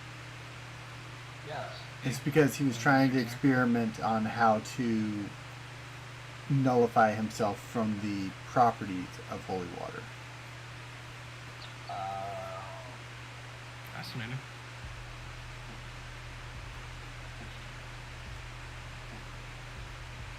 And I am going to, because he's still technically a vampire, right? He is a vampire. I am going to attempt to lift his body to carry it outside. Elira's already. Oh wait, you're lifting Mason's blood or body. Got it. Because if the fog lifts, maybe the sun will obliterate his ass. Go ahead and give me a, we'll say, athletics to lift her or to lift him. I do love the fact that also his body's like half charred out is too, because she's just been whacking him with the fucking fire sword. So you lift him. He kind of sinks into you a little bit, but you lift him. Alright. And you take him outside.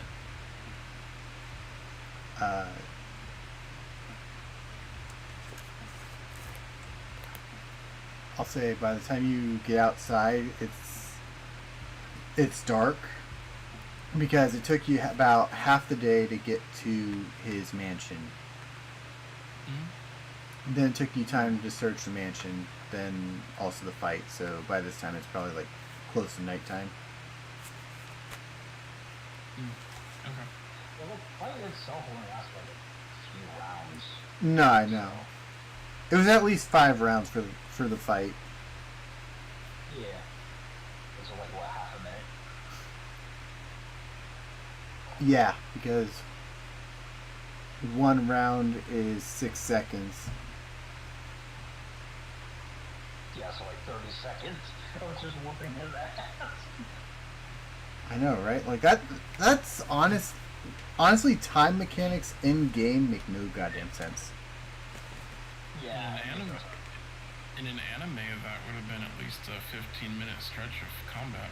In Dragon Ball Z, that would have been 4 episodes. Very true. Because you have to, because in Dragon Ball, you have to perfectly time the punch. Mhm. It's about an eon to reach your end, so you can have an epic flashback to your past. Like 20 or so years ago, that has nothing to do with the current situation, but somehow relates back to it. And then you just have the protagonist just yelling out, Sasuke!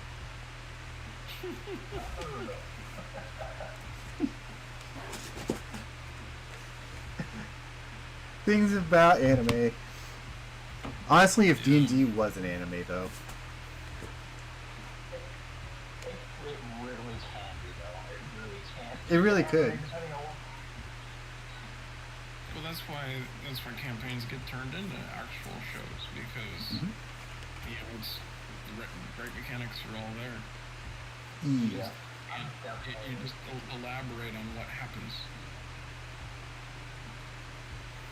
So, with the death of Mason Blood and the rescue mission for Elira's dad, trying to make sure that they can cure his vampirism,